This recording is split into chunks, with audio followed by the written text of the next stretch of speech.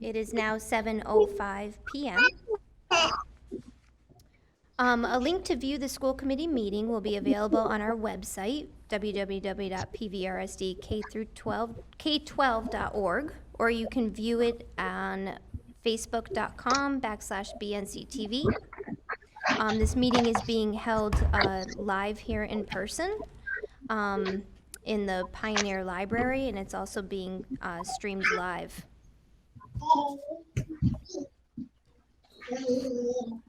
This meeting is being held live and via Google Meet in accordance with the Governor of Massachusetts March 12, 2020 order suspending certain provisions of the open meeting law. So I will call the meeting to order. If we could please do a roll call, just because for the purposes of Anne, so that way we have everyone accounted for. Jeannie Milton. Karen O'Neill. Mike Townsley. Michelle Chiruso, Leiden. Stephanie Winslow, Northfield. David Young. I just heard David. Robin. Robin, yep. Alan Genovese, Warwick. Alan.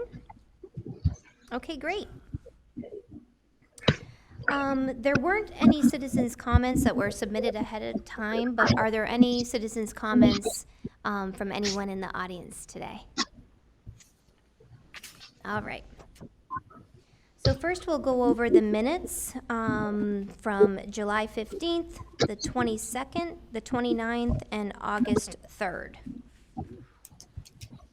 I'll move Thursday, July 15th as written. Is there a second? Second it. I'll second it. Winslow. Second. Any, Oh, I should have said Chiruso. is there any discussion? All in favor? Oh, sorry, Raina. I just have one minor correction.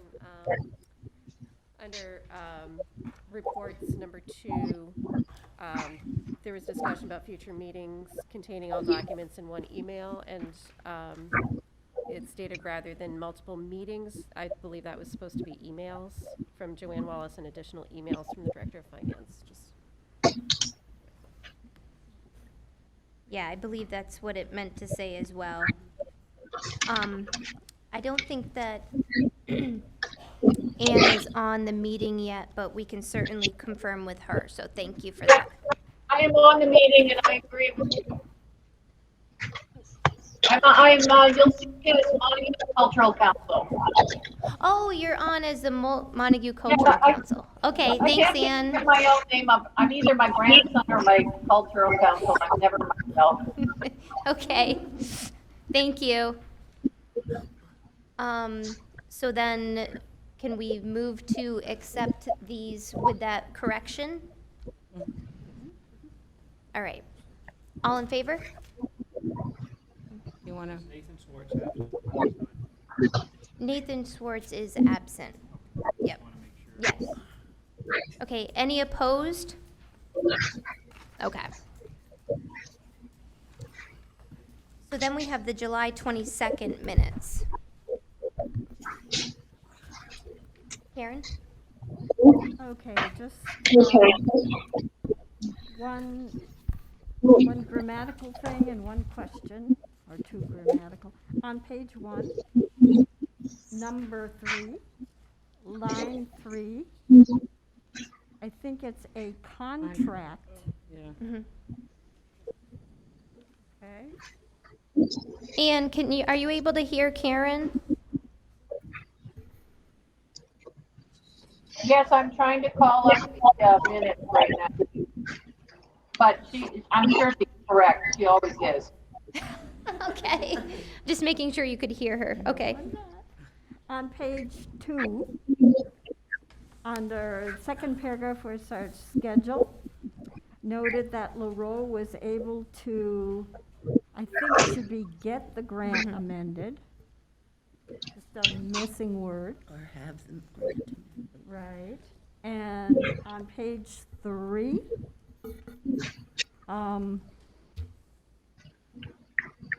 let's see, number 5, I believe Michelle had said something about the Warwick transition, but I can't remember what it was. The second paragraph. Under 5.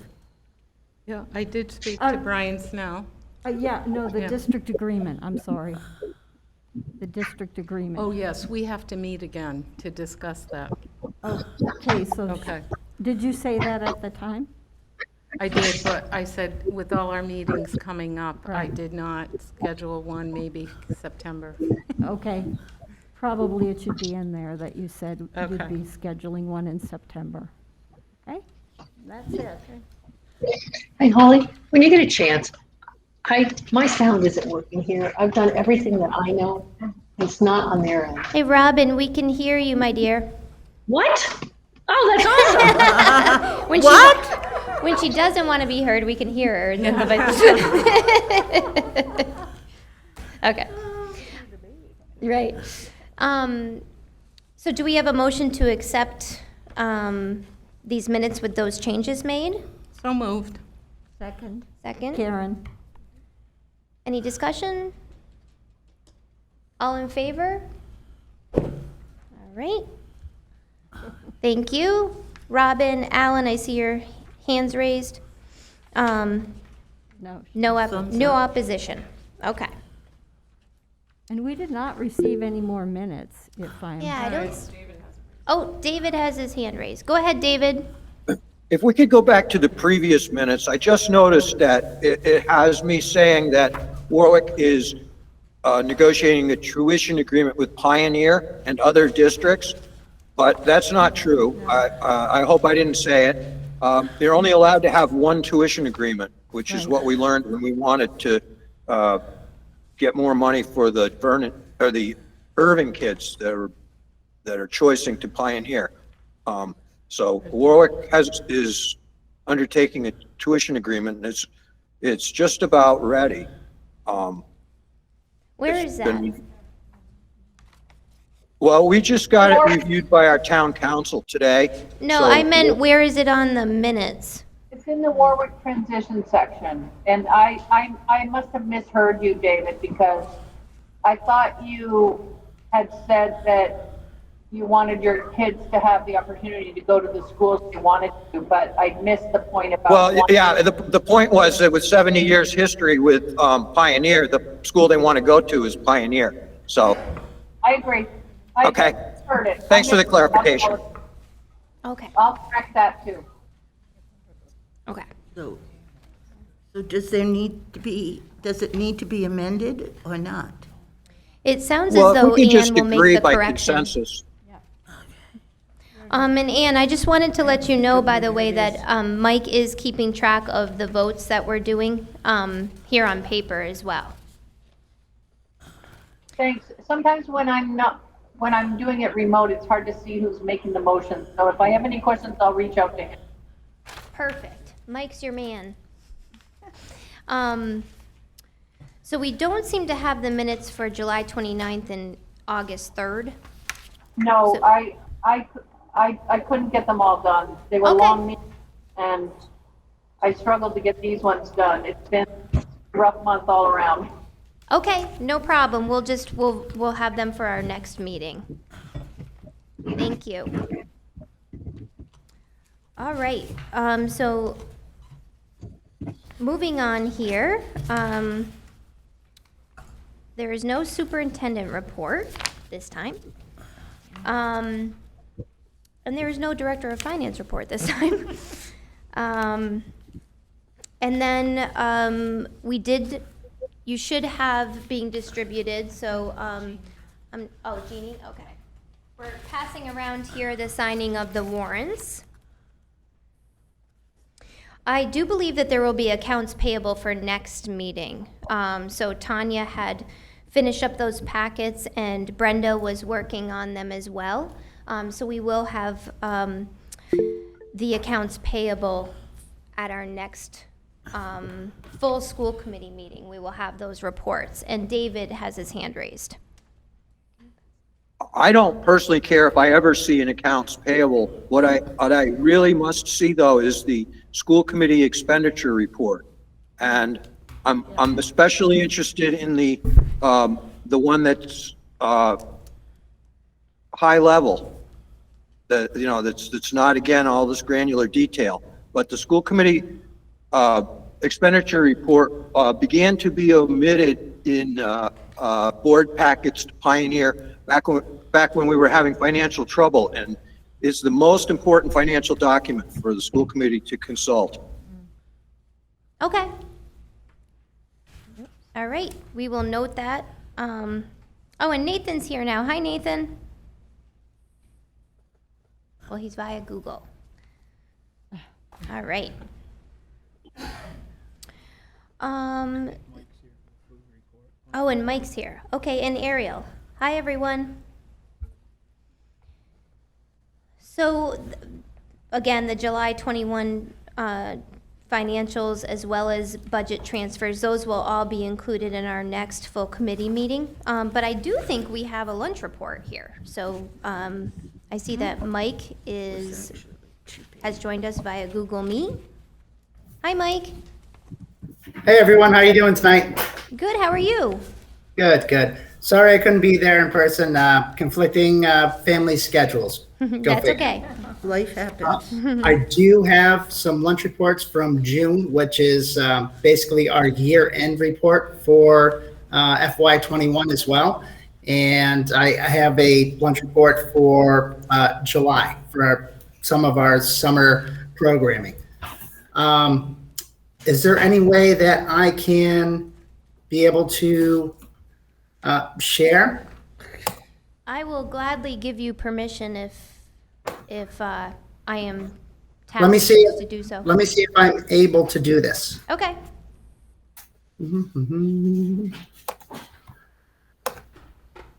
Can everyone see this? Yeah, Oh, fantastic. Look at that. We got lucky. something worked. Mike, So can you this is- enlarge this is- that at all? I'm sorry? Can you enlarge it at all? You also I'm have- sure I can I figure out how see, to. it's just if, Oh, right. Just give me a quick second, okay? it's,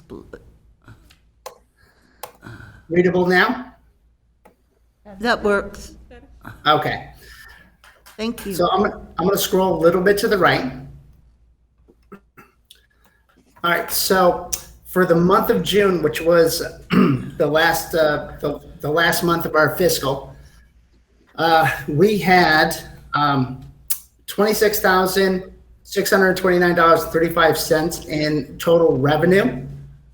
And that also includes, I know I can't click on the cell, but if you can see my cursor, my mouse, we are now collecting more and more interest every single month. Something that we haven't done in the past. And when I spoke with Peter McLaughlin, the finance director for DESE, he was incredibly excited that Tanya and I even had this question last year about what to do with interest. So we go down through and we look at our expenditures, which are in the red. We're going to see that the expenditures were very high. This is because we actually, for June, this includes everything that was on the July warrant, for our June expenditures, and the remaining pay salaries for all staff that chose 26 pay periods.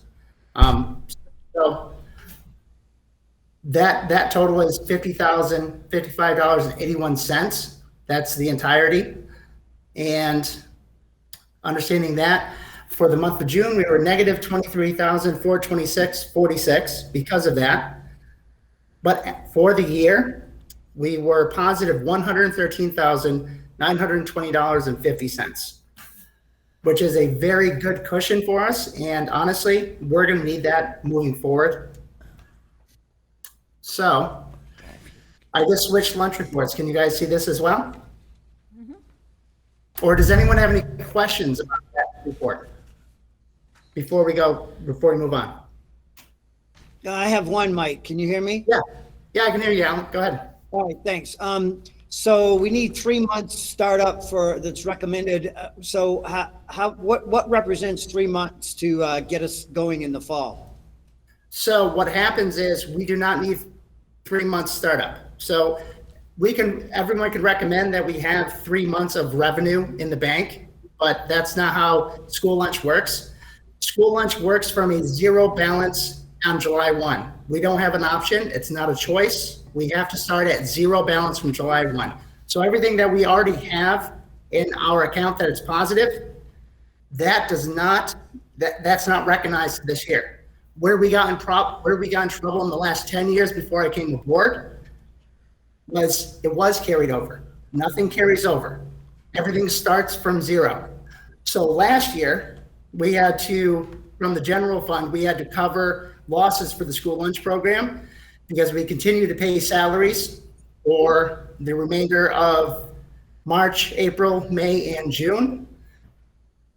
So what happened on July 1? We start from zero.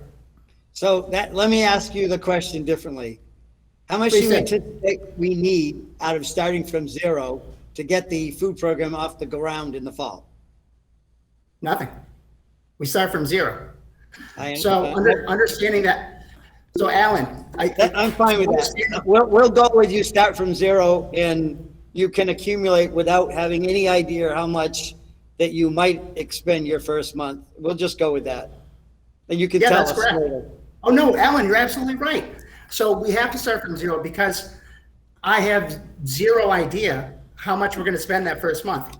And I have zero idea how much revenue we're going to take in that month. So these are the unknowns that comes with school lunch. School lunch operates like a business. So and a business, Mike, a business anticipates how much they need to buy in supplies and so forth, and what they anticipate in their salaries, and they just have that as a point of reference to, and then they see if they meet it. But we can go forward. I understand how you're operating. Thank you. David has his hand raised. Yes, David. So school lunch is not a fund anymore? Is the surplus then returned to the general fund? No, surplus cannot be returned to the general fund. The school lunch balance, any positive balance, has to stay separate from the general fund. All right, so for all intents and purposes, your books for this fiscal year start with zero, but the fund balance for this non-general fund, other fund activity is for once positive. Correct. And in fact, I imagine that all the checks though are written off of one account and much of the funding is commingled and it's cash flow. So not carrying that balance forward. I wonder, Alan, was your question like operationally, how long do you have to cover expenses before you start having revenues in school lunch programs? That's a good question. My question was around, I would anticipate that in the director of food services to be able to have an idea of what their expenses would be for buying product or taking their inventory and seeing what they will need to replace the product, anticipate how many workers they have, what the salary may be, and that's separate. It will come off of a zero and then get charged to that when you have those expenses, but it doesn't sit well for me to have the food service say, I have no idea what those expenses will be. I'll have to wait till we see what they are. But if that's how he operates, it's not how I would expect him to operate, but I will, I'll accept that that's how he does it. Hey, Alan, that's a great point. That's a great point. So I have down to the penny what the projected cost for labor is for this year. I can tell you what we've made in the past and how many meals have been served in the past. But I can also tell you that the reimbursement rate for fiscal year 22 has gone up 30%. But I can also tell you that our costs have gone up 85%. We have a lot of unforeseen issues that are coming up, and especially starting in September. And, for me to give you any numbers would be, me just taking a guess. And that's I can't do that. I'd rather give you 100%, finite numbers and finite answers. I mean, if you give me a week, I can give you some numbers based on the past couple of years, but the past couple of years they're not September. They're not going to be October. They're not going to be November. So I'm I not don't- expecting my I don't exact want- number. I I was don't just want- expecting ballpark numbers. I don't want to be in the I'm position good. to make up numbers for you. I can't. I'm sorry. So, just a reminder to raise your hand if you want to speak. That way, people aren't talking over each other. right. Mike, I'm so just sorry. for a quick question, just here, a rudimentary understanding. So we ended June 2021 with $113,920.50 positive. Correct. Where does that go? That is in a specific account, a school lunch account. So whatever positive amount is in there can earn interest. That is something that we haven't been able to do in the past X amount of years, and that's something that Peter McLaughlin from Finance, from DESE, directed us to do so. Understanding that if we run at a negative in a specific month, which September is usually a negative month for Because you started most. zero. I'm sorry. I said because you start at zero, it's a negative month, right? Yes, but those funds, to be able to pay those, let's say, salary overages or purchasing overages, food or equipment overages, they will come out of that account. Okay. So it's really not until we get into the following fiscal year that you have a clear understanding of how much truly of the previous year's positive revenue is actually positive revenue. I'd say yes, without actually being able to rely on a BA or a director of finance to be able to say exactly how that affects other accounts in the general ledger within the district. All I can do is say, I can provide what I've been able to do and my staff has been able to do. I can't really say how it's going to affect different funds or the general ledger for July, August, September, October, and November. That would be something that honestly, I would really have to put off to, the next person that takes over that position. Okay. No, that's great. And, kudos to you and your team that's a tremendous way to end in the black. So I don't want any questions around this to negate that achievement. So no. thank you very much. So now I have July's school lunch report, and let me click on that, and let's see if it allows me to. Can everyone see this tab? Yes. See my cursor, it says July 2021? Yep. Okay, great. All right, so for July 2021, this was all the summer program where we're doing curbside meals from Pioneer and delivering meals via bus with agreements from Kosmeskis through the town of Leiden and the town of Warwick to the town of Leiden and to the town of Warwick.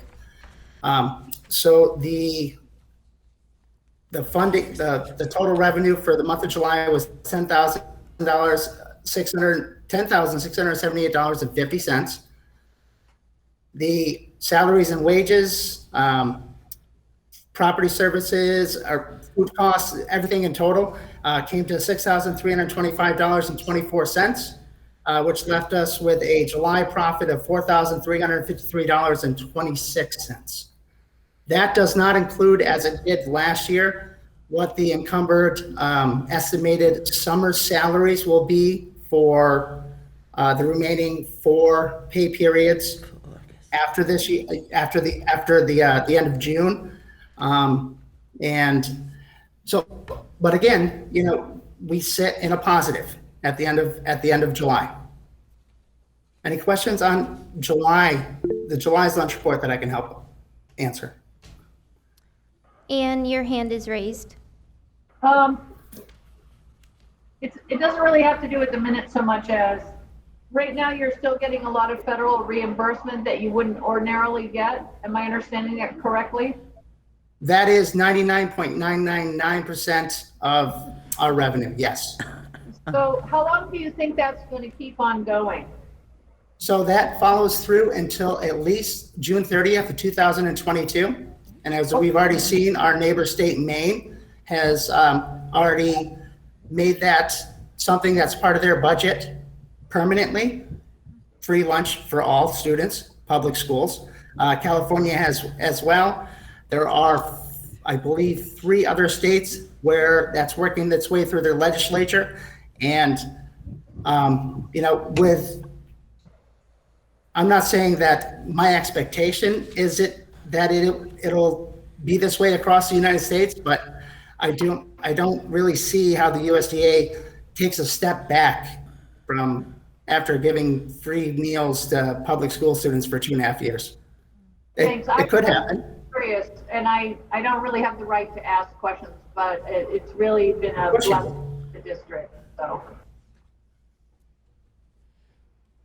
Thanks, Anne.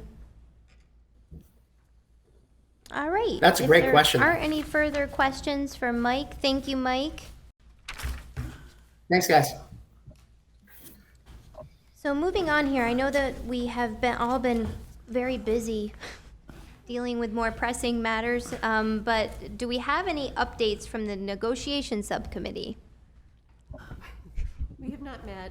Where our plan is to start meeting in October for the negotiations. I did reach out to the superintendent just prior to his resignation to ask for any thoughts on changes, proposed changes, but I did not get a list. So if any of the administrative team feel the need to reach out, I'm happy to entertain any thoughts on changes. I will also reach out to the new superintendent once we appoint someone. Great, okay. Building and grounds. Oh, sorry, Jeannie.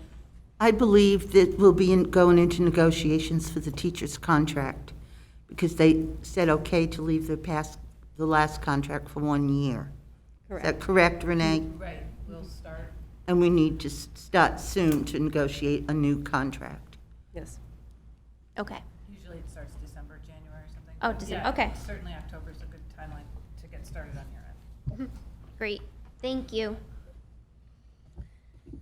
Building and grounds? Nothing to report at this time. We'll probably try and schedule a meeting in late September. Maybe the maintenance director will be back by then, I'm not sure, and hopefully we'll have finance and superintendent's position in place so we can discuss any issues that need to be taken care of. Okay. Curriculum and personnel. Nothing to report this time? Budget.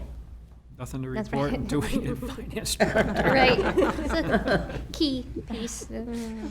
Policy Subcommittee. Yes, we rescheduled an earlier meeting to August 30th after an absence of quorum on July 27th. And we're continuing to revise the policy manual, hoping to get through with that in the next couple months. Great. District Agreement Subcommittee. We have not met. We will be meeting, hopefully in September. And if Joanne wants to put that I'm taking over as chair, she can. Okay. It was in the minutes. I can't remember which one, July 22nd or one of those, if you want to look. Warwick Transition Subcommittee. And the same with Warwick. We have not met, but we are waiting for paperwork back from Warwick. So as soon, they may have sent it, and I don't know if they sent it to Russell. Okay. It looks like David has his hand raised. So we've been having the document vetted by our legal counsel. And that concluded today. There's some lining out of some language, but in summary, this is, we think we've got it nailed down. And so in a day or two, we'll be able to clean it up and forward it to Michelle and to Russell. The changes, I think, are all to our mutual benefit, especially Pioneers. Like Warwick was to apprise Pioneer of enrollment, the anticipated enrollment by April 1st, and we're changing that to February 1st. We have to budget, the Pioneer needs to know what, and so that was one change. We removed language about application because it's all covered in the law, and there's no reason having extraneous language, so it was cleaned up in that respect. Instead of mid-year us sharing information about whether students were going to plan to be moving out of our elementary into Pioneer, we've changed the language to as early as possible, so that, you know, if we can advise earlier, we want it in the language, we want to do it. So nothing really earth-shattering. Okay, thank you, David. And was that all, Michelle? Yes. Okay. All right, so now we'll move on to our new business, the school lunch price adjustment. I assume Mike will be back?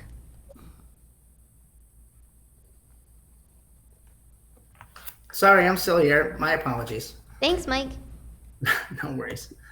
So we do have to make an adjustment to our school lunch pricing that has to be voted on by the committee, and that's based on the federal reimbursement rate and how that affects what our minimums can be for not only adult meals, which we raised 2 years ago, and I if and when this happens, I like to try to do it in 2-year increments.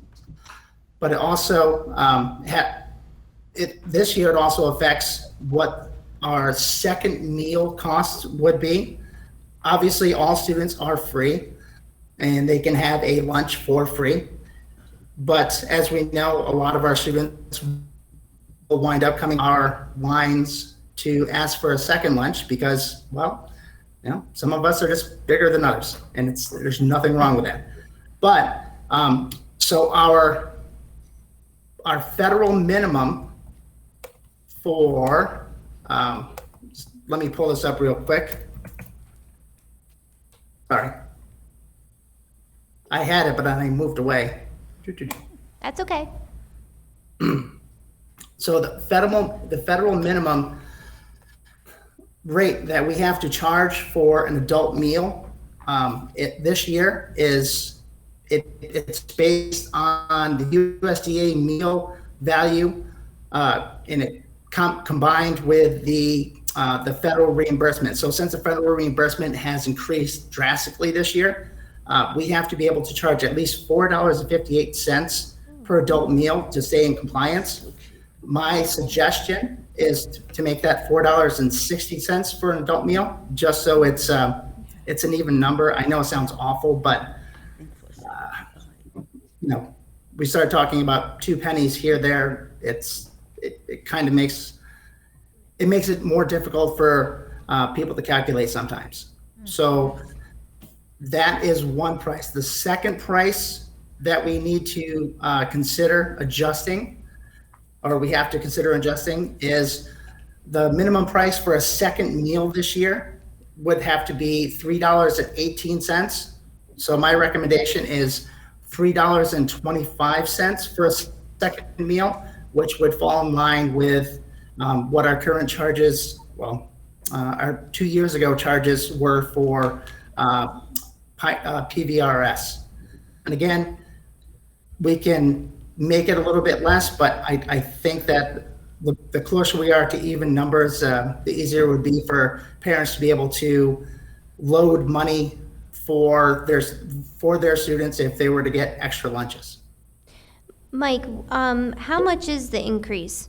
So What The is the increase- adult, what was the adult meal? And we're going to $4.60. It was $4.25. Okay, The And then- state average, while we were charging $4.25, was $4.50. okay. And then what was the second meal price? The second meal price would be what's called a second meal, if a student was to have seconds, and it would be at the elementary or a PVRS. And I'd like that to be changed to $3.25. Okay, and what was that?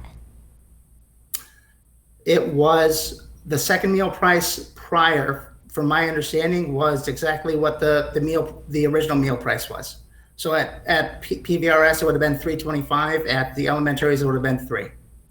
Okay, so there's I not just a wanna make change sure in the that second meal price? At Pioneer, no, but at the elementaries, we have to. So if we can keep it all streamlined for this year and then revisit this a year from now, and hopefully we're past this, the COVID pricing and reimbursements. Okay. Jeannie? Mike, what if a student just wants milk? What is If there a a student charge? just wants What is the milk- charge for that? It's if a student just wants milk, it's 65 cents. That doesn't have to change. The guidelines haven't changed for that pricing. Thank you. So Mike, I assume you're asking for us to vote on this? It has to be voted on by the committee to Okay. change any pricing, yeah. All right, I'll make a motion to increase the federal minimum adult to $4.60 and the second meal $3.25. I second that. This is Karen. thank you. All in favor? Aye. One abstain. Oh, you're abstaining, okay, and I'm an aye. And David? Aye. Alan? Oh, he has his hand raised. Robin? Excellent. Okay. Nathan? Thumbs up. Yes. Thank you. All right, great. So that motion passes. Thank you, Mike. Thanks, guys. So next we have our update on our school business administrator search. Alan, do you want to start? I'm gonna shut this off. So Alan is the subcommittee chair for this search. Well, you and I had talked a couple times. We have, so let's put our heads together as I'm thinking out loud here for a minute. We had several other people that expressed an interest, and I wasn't sure whether or not you wanted to have the subcommittee meet prior to the school committee meeting, let's say on Wednesday, and kind of vet them, or just have the school committee interview them. My personal opinion in looking at them is I wouldn't be recommending them forward, but that's just my view, looking at what our criteria is and seeing, if they met it. So I would say not, but if the subcommittee needs to meet the paper screen, then, we could set up a meeting to do that. You had a chance, Julie, to also review, and do you have, you have an opinion on, do you feel we should have the subcommittee meet and look at them and make a decision? So, Or- yeah, I guess we'll back up a little bit here. So, Alan did reach out to Gil Montague again after we had voted last time, for him to continue that conversation or to gauge their interest in a shared position. They are not interested at this time in pursuing that arrangement, so it didn't need to be brought to the full committee to have a discussion around that. So with that news, we have received several applicants in the meantime for David. They're not interested, but my understanding is that they were interested. They were interested. They were contacted by DESE, on our behalf, and Joanne was interested, the chairman was interested, the committee was interested, and then one of our members went to the overseer and told him this will never fly. And the overseer, Jesse, somebody went to Gil Montague and told him, no, Pioneer's not interested, without us voting on it. This is an important opportunity, and it's being squandered. So David, just to clarify, so no school committee member went to either Gil Montague or Desi to say that we No, were they not went, interested? Mike went to the overseer. No, he and didn't. told, I got an email to that effect. I have all the emails, so, and we discussed this So at our do I. last meeting. So, as we went through this completely at our last meeting, I would not characterize that way. so, and Rick Kingsley watched our last meeting, and I even spoke with him today. So, the way, just to recap, Desi entered into that conversation with Gil Montague, and then the assumption was made on Desi's part that because we posted the position, that in turn meant that we were not interested. That is exactly what happened. So, Alan, maybe you can speak to what happened when, oh, Russell, you have your hand raised. Yeah, my understanding, didn't Joanne Blyer send an email, or maybe it was Brian Beck, indicating that she just wasn't interested in doing both? That's the last thing I believe I saw. Am I Yes, incorrect about that? yes, you're correct. And maybe Alan can speak to that when he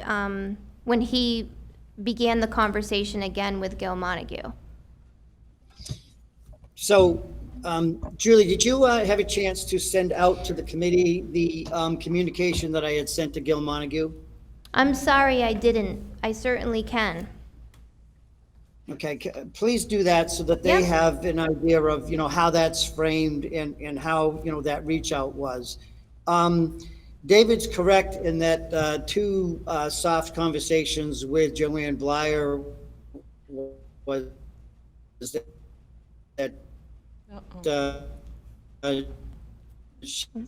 she was certainly open to talk about it in terms of whether she wanted to pursue it or not for the discussion.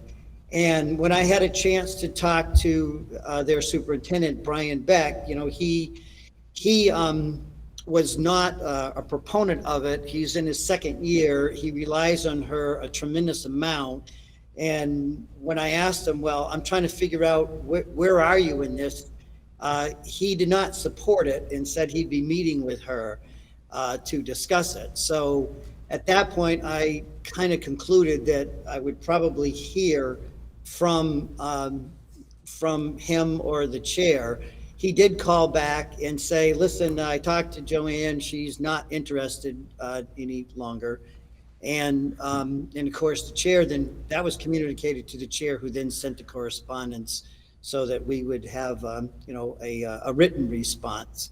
But I think it's important that the committee, get the communication that we sent, so we go on record that how we frame that, because we were just looking for conversations about it, whether it was going to happen or not. That certainly would have been worthwhile to have a conversation around. So that's how that stopped. We looked like we had a nice pathway to take advantage of an opportunity that would benefit both districts. And I think that the superintendent, rightfully so, it's his second year, he relies on her a lot and felt that it's probably not a good time this year to be doing that.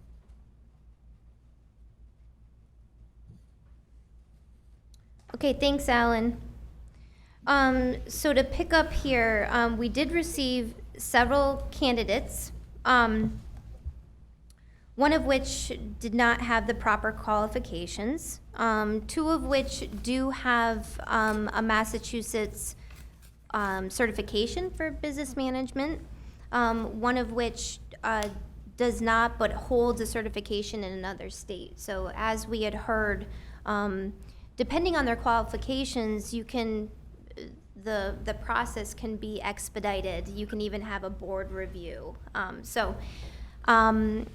I felt that perhaps 2 of the 3 might be a good fit and certainly worth having an interview with. We also have reached out to, at the suggestion of Desi, to a local accounting firm to see if they'd be interested in an interim position, because we recognize that we need to do this very quickly here. They are a bit overwhelmed with their own business right now, but they are going to get back to us very soon here with some possible suggestions of other firms that could help us. Also, there's interest in at least having TMS, the service that provides interim business management, having them come to the table and speak with us. So I was hoping that perhaps we could, next Wednesday, have TMS, if that works for their schedule, along with 2 of these candidates to come and interview. So that was the update there. Mike? I'll move that we bring the candidates forward, and if TMS is available, to have that for next Wednesday. After talking with Russell and dealing with the stuff over the last 2 weeks, time is of the essence. We need somebody in this position, and we can't be wasting any more time. School's going to be opening. We need to know where we're at budget-wise, and this could affect the student's education. Alan has his hand raised. Yeah, I would second that, but I want to also just point out that I did receive communication from Melanson, and they had reached out, but I believe, Julie, you had indicated that the attorney said that might be perceived as a potential conflict since they're our accountant, so. Yes, thank you, Alan, for that. So Alan had received a communication from Melanson and Heath, and they are the firm that audits our financials. And when I checked with Rick Kingsley, he said that we just want to, since they're our auditor, you can't do the books and audit them at the same time. So Karen has her hand raised, and then David. Yes, Raina and I have a conflict on next Wednesday. The 6-Town Regional Planning Board Education Committee has a very important meeting with our consultants regarding a final report. That's at 5 p.m., am I correct? Correct, Raina? 5 to 6 p.m. 5 to 6? So, yeah, we could not meet earlier than normal, Okay, okay? that's good to know. Thank you.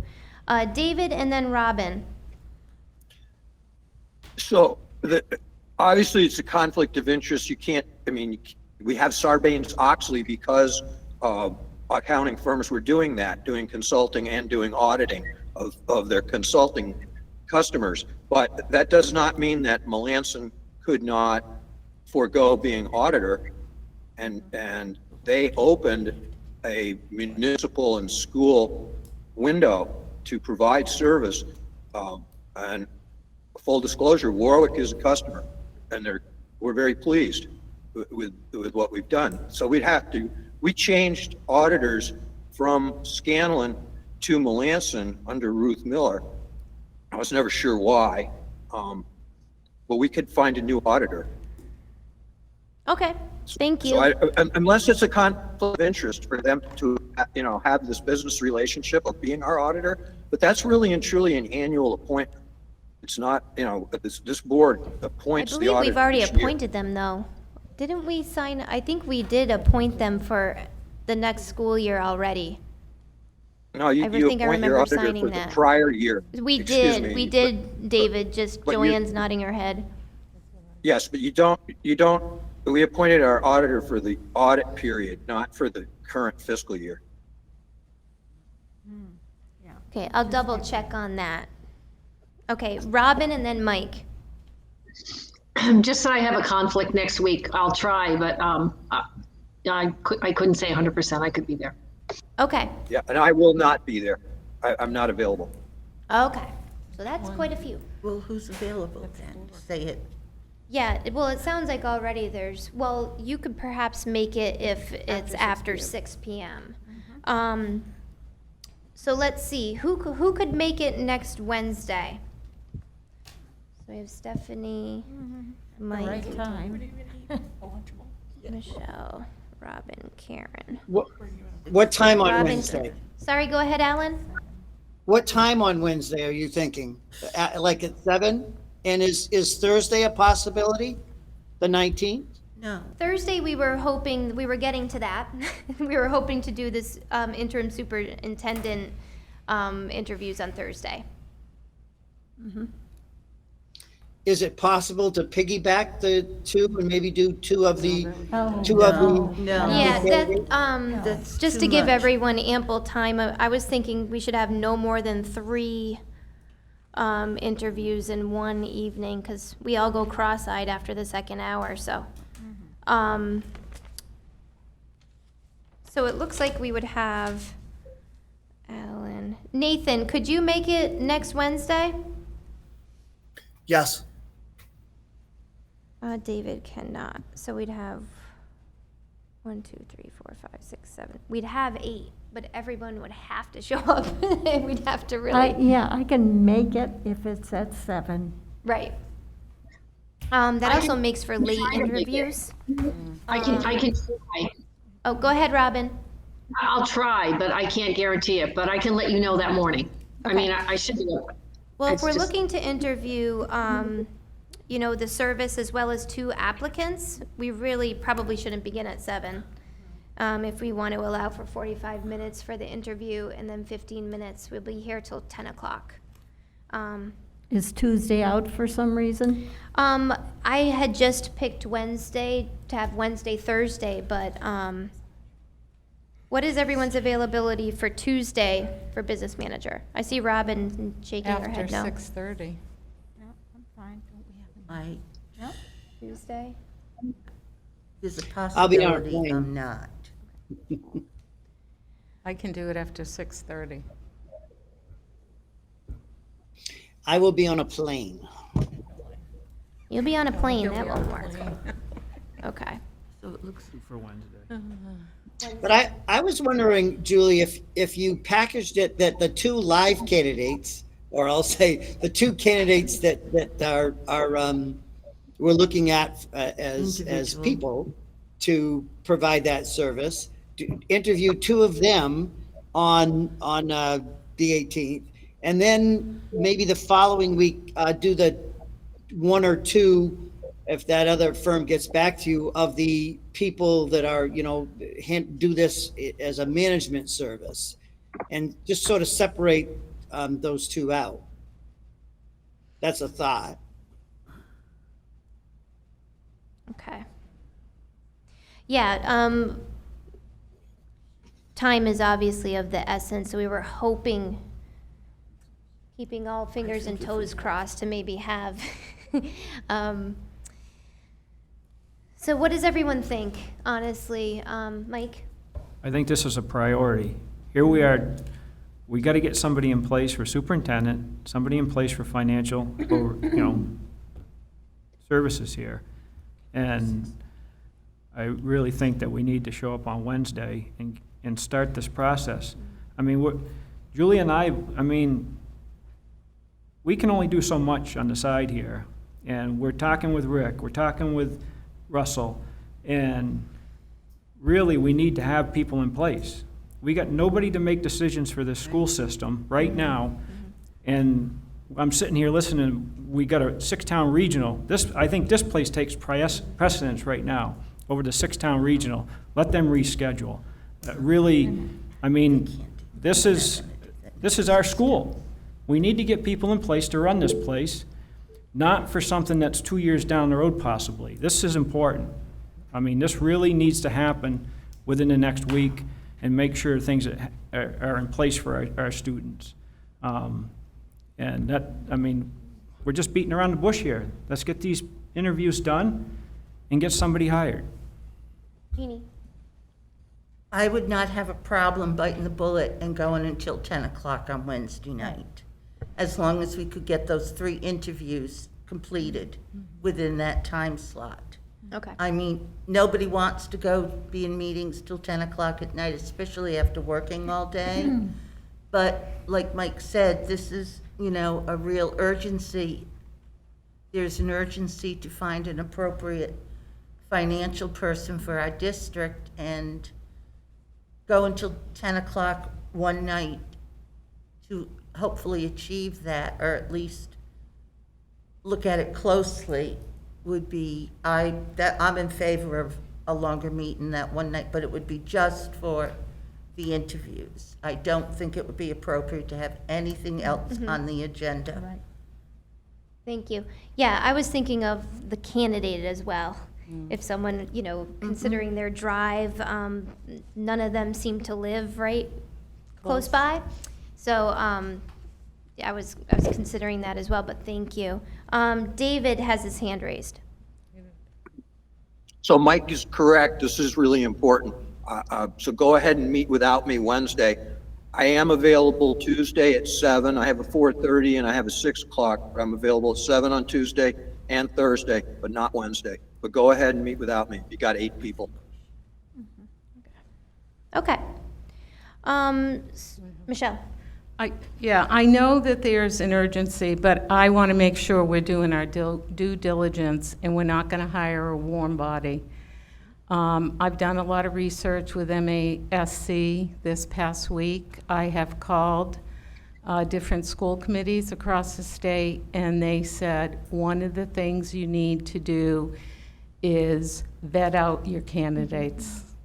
I talked to 3 chairs of school committees and then members, and they said, don't just hire a warm body because you need someone there. You need competence. We are paying a lot of money for these positions, and every time we raise the salaries, and not that they're, not worth it, but we are taking away money from the children.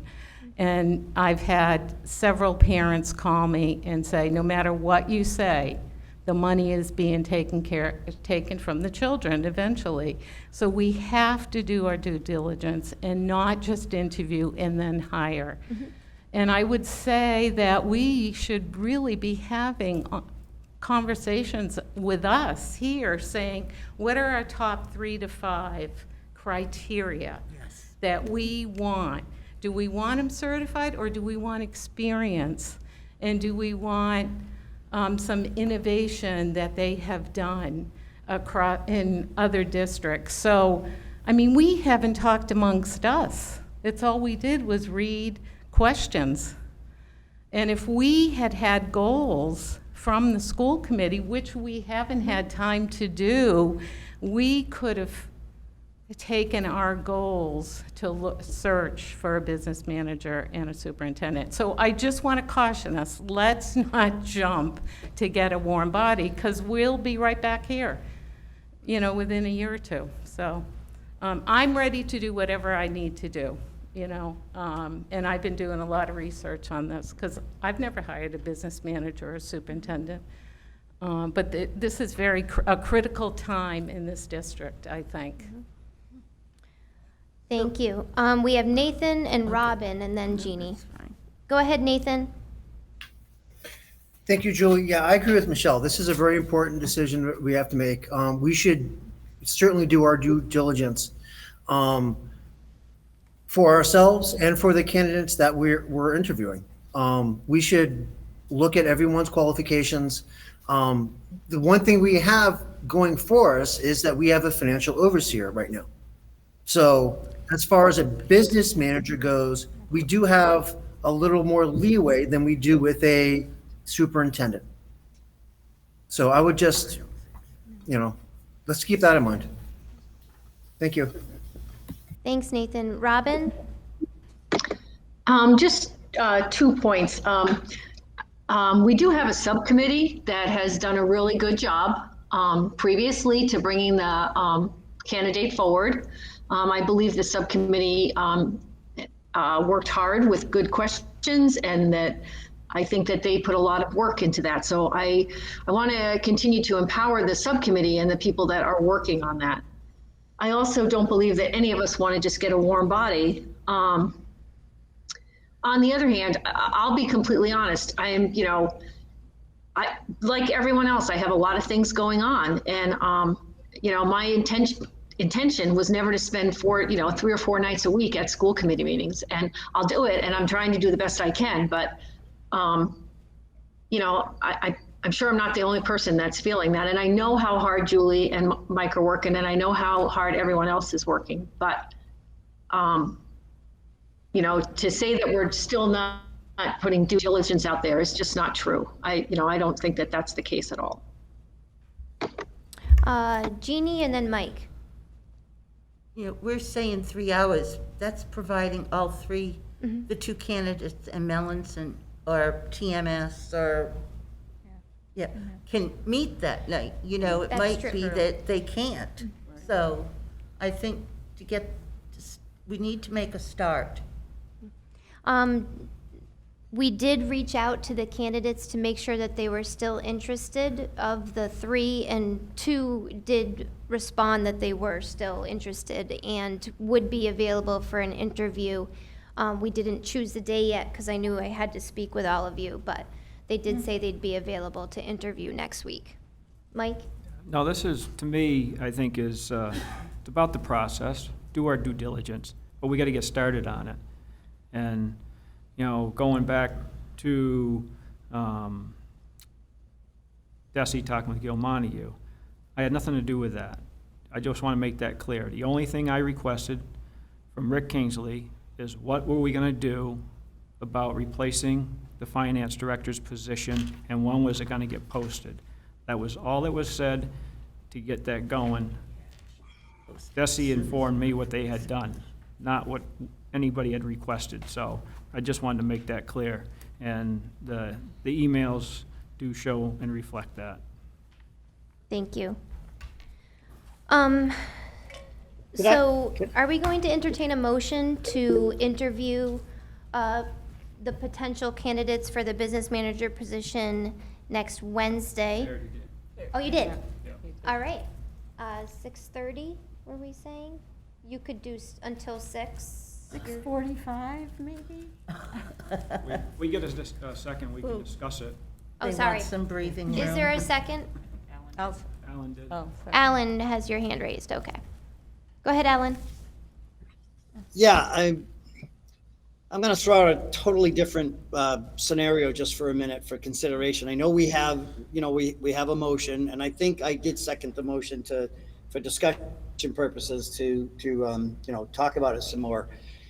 If you hold off, if you notify the candidates that they're going to be interviewed, and let's just say you push it off for the following week, and you focused on Thursday interviewing your 3 candidates for the interim superintendent, it is likely that you will come to a consensus of whom you felt was the best fit. That then potentially brings that person on board. Even if they don't start until September, they might be able to then come to a meeting and be a part of the process of whom they would be working with in the coming year. So I'm wondering if that might have some merit, since they're going to be the leader of the district, and their input into whether it be a service or an individual might be a more prudent way to proceed. I just want to put that out there for food for thought and discussion. Yeah, thanks, Alan. I had considered that as well. This is, that thought had run through my head. However, the time, by the time that we hope to be able to choose an interim superintendent quickly. And then we have to remember that we're hiring an interim at this point. And that will be a 1-year contract with a possible extension. So I would still be in favor personally of continuing the process and interviewing next Wednesday for the business manager positions, but certainly we're open to discussion here. Nathan has his hand raised. Thank you, Julie. Yeah, I think having a discussion on Wednesday and moving this process forward is important. I think we need to continue this process. I think there's a lot to be said about getting a superintendent on board and getting their input with the business manager. And I might be wrong on this, but that seems to be the primary position that we're hiring. We already have a financial overseer. So what we need to get on board is a superintendent, and to have their input on who they can work with, whether it's an individual or a service, I think is really valid. So I agree that we should we should interview on Wednesday. We should move this process forward, but we should not make a decision on Wednesday. Thank you. I agree. I just want to provide a little bit of clarity around the financial overseer.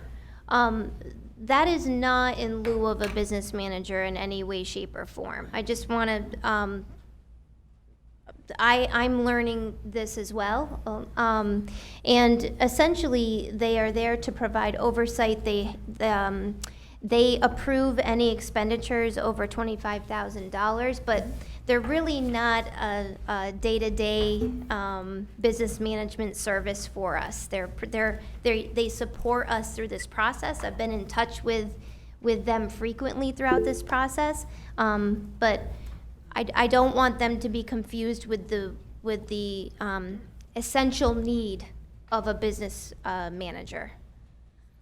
David. You're absolutely correct. And in fact, we pay them, but they work for the DESI commissioner. It's a financial oversight role. But that means that in many important things that we do, we've got to sync up with them. And it's been, to me, somewhat galling because we've been presented with a lot of things as a school committee over time that, the overseer says, well, we might want to vote on the contract for the hire that we choose for a business manager. And how do we, go forward? Do we go clear it with the overseer first, or do we make our best deal and then have it vetted? It does get confusing who's in charge here. It's more about, ultimate decision making. The office has been really clear that they're not telling us what to do, and they're hoping and expecting we can figure out and do the right thing.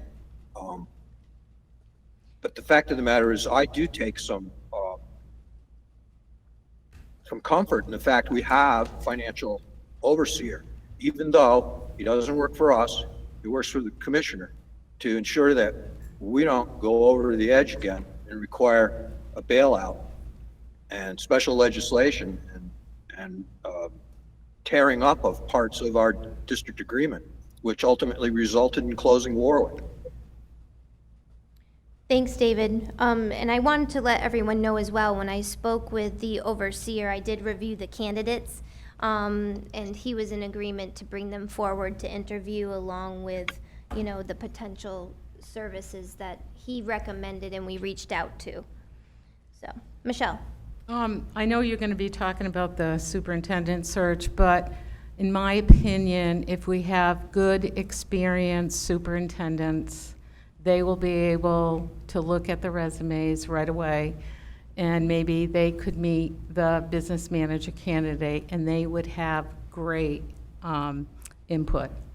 It's like any management administrator who is seasoned. They know what they want to work with below them and the experience. So I'm all for moving it forward, but I really think that hopefully we have experienced superintendents, and I think that we need to get their input. I think it's very important. Jeannie. But I don't see that excluding our interview with possibilities next Wednesday. Yeah, I wasn't saying that. So there is a motion to interview next Wednesday, 6:45 PM. There was a second by Alan. We were having discussion. Is there any further discussion? No. So all in favor of business manager interviews next Wednesday, 6:45 PM? Mike's keeping track. And Alan's hand is raised, Robin's hand is raised, Nathan's hand is raised. What about David? David is not on camera. He said he couldn't make it though, but he was in Yeah, favor. you're right. Okay. And Alan, go ahead. No, finish the motion and then I'll ask the question. We're all done. Oh, okay. Sorry?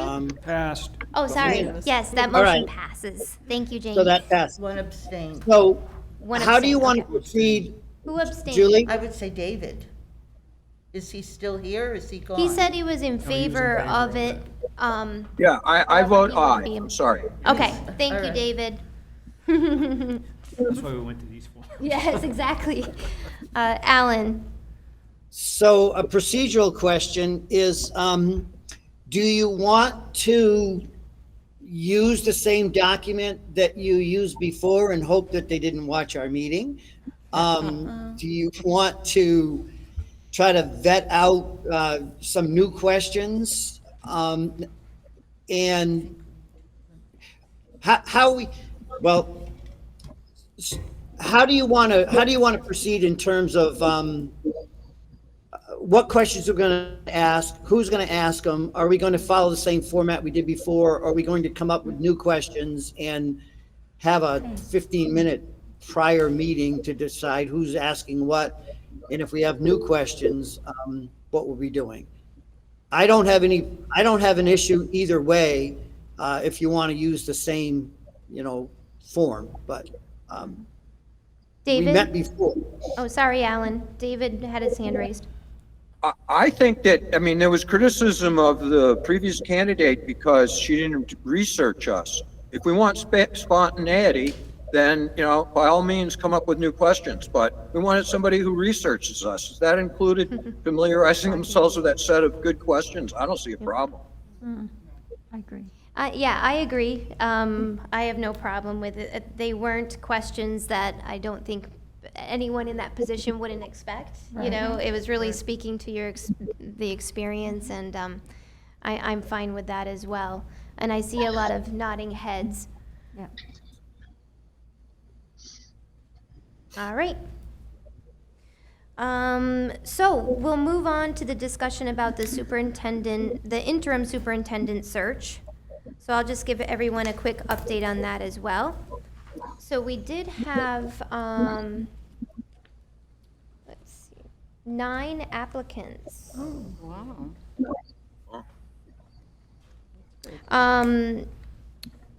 With the requirements of the posting, we had asked for certain items. So we asked for a personal statement, we asked for a resume, we asked for 3 references, and a copy or an attestation that they have a current superintendent's license or certification.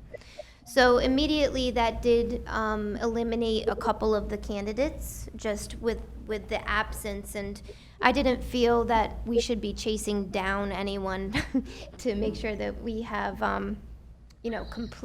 completed metrics there. So I have reviewed them all, and I worked this week with Glenn Kuchar of the MASC, and also Liz LaFond of the MASC. They have reviewed all of the candidates as well, as they promised they would help us along with this process. And they both agreed and gave the recommendation for us to bring forward 3 of the candidates, at least initially. They're right in line with they were in my top 3 as well. So with the committee's permission, I would like to be able to bring those 3 candidates forward, since they've been vetted through our colleagues here at the MASC. Alan, your hand is raised. So I would agree with that. We relied on them to help vet it for us, so we weren't doing that as part of the screening, and we could move that forward. If they agreed to and are aware, and I think you put that in your requirement, that they put them on notice that that their name would immediately be made public.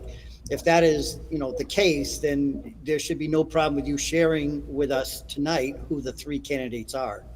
I saw Yes. Russell had his hand up, so I want to make sure that if he has an issue with that, because otherwise later, I guess I'll make a motion, we bring those 3 candidates forward. But I'd like to hear if he Okay. feels that there's no issues with that. So it was in the posting that the application process would then mean that the applicants' names would be public knowledge. Russell, I don't see your hand raised, but would there be any objection to me stating the 3 names of the applicants? No, that should be fine. My hand was accidentally raised, actually. Oh, okay. So, Okay. as long as it was in the posting and it made it clear to people that that was a potential, then I don't see a problem with it. Okay. All right, so would the committee like to hear the 3? Okay, so the first candidate we have is Patricia Kinsella.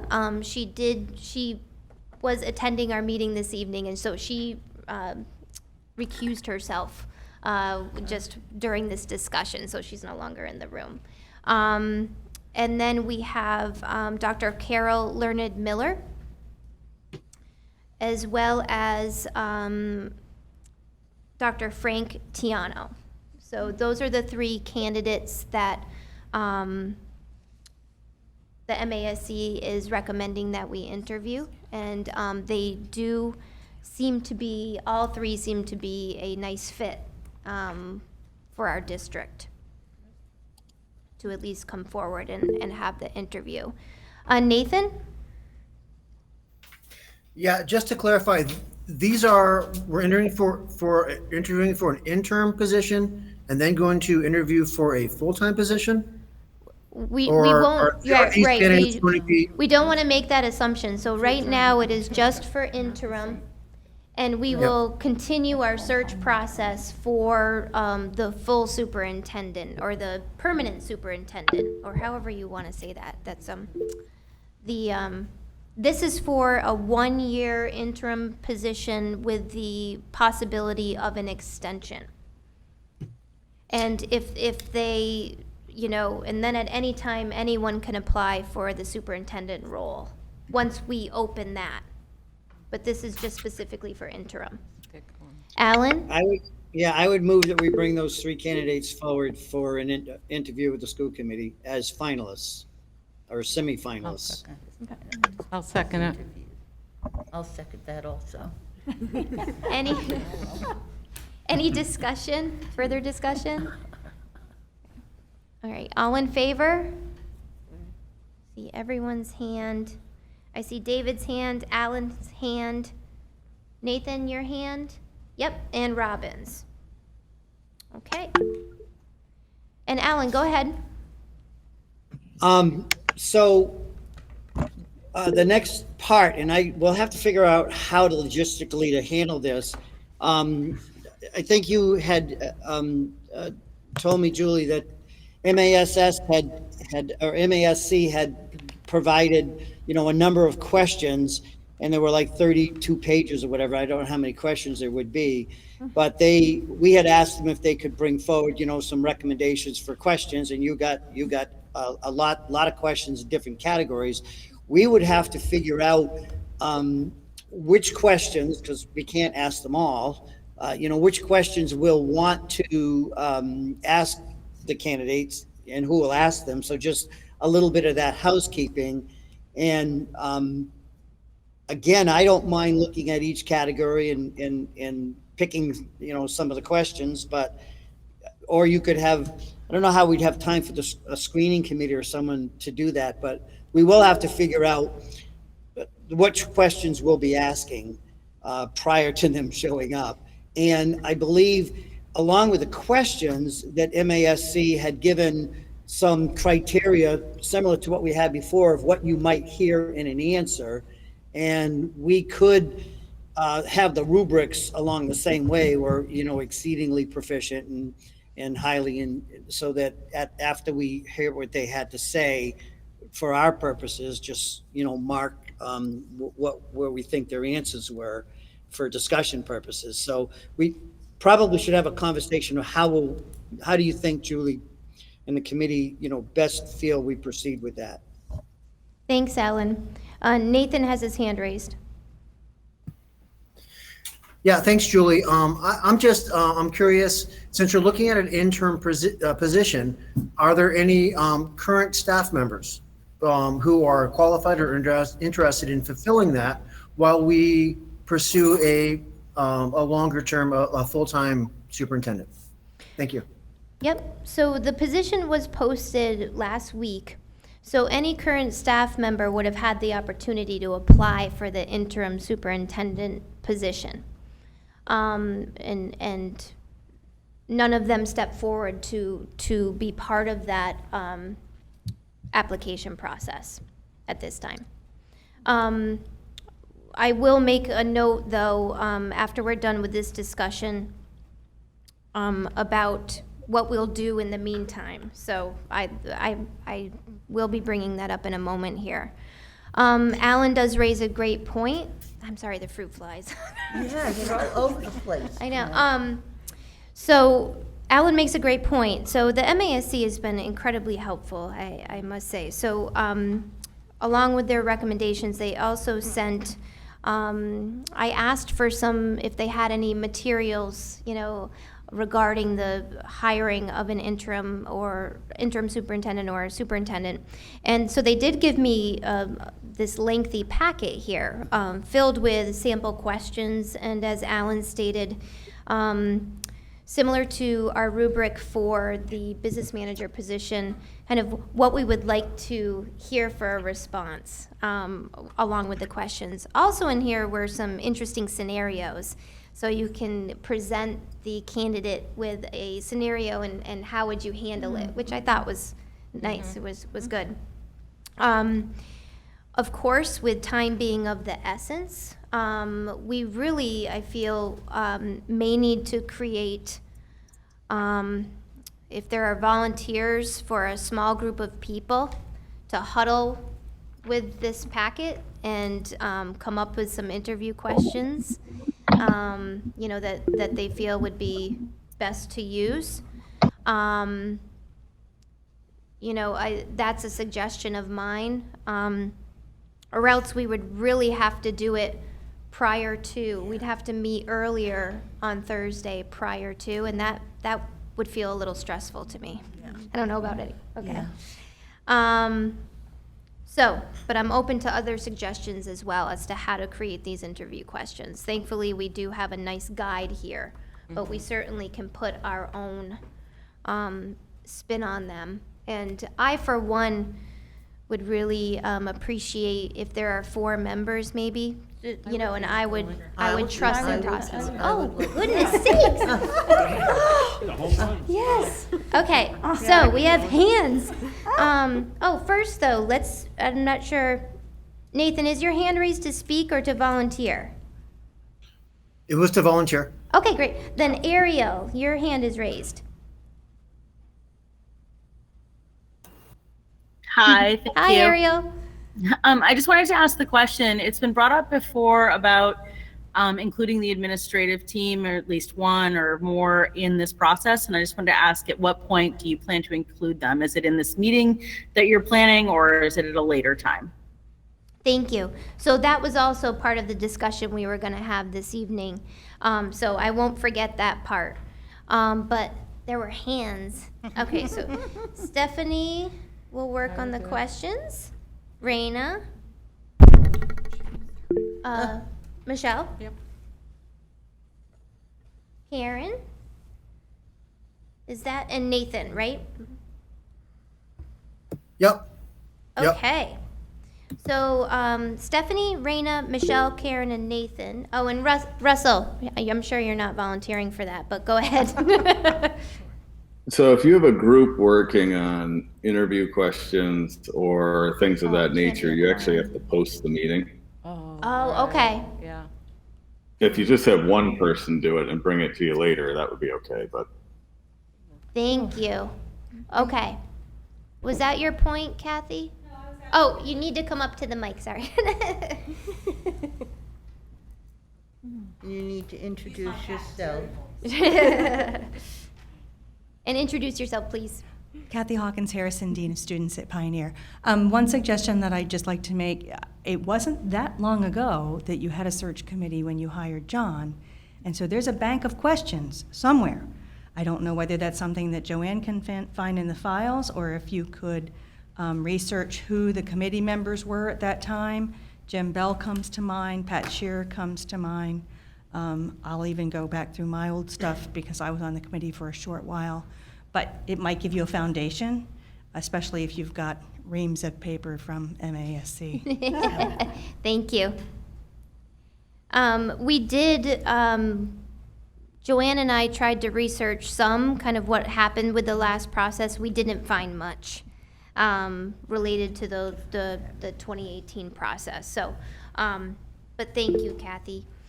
Nathan, your hand is raised.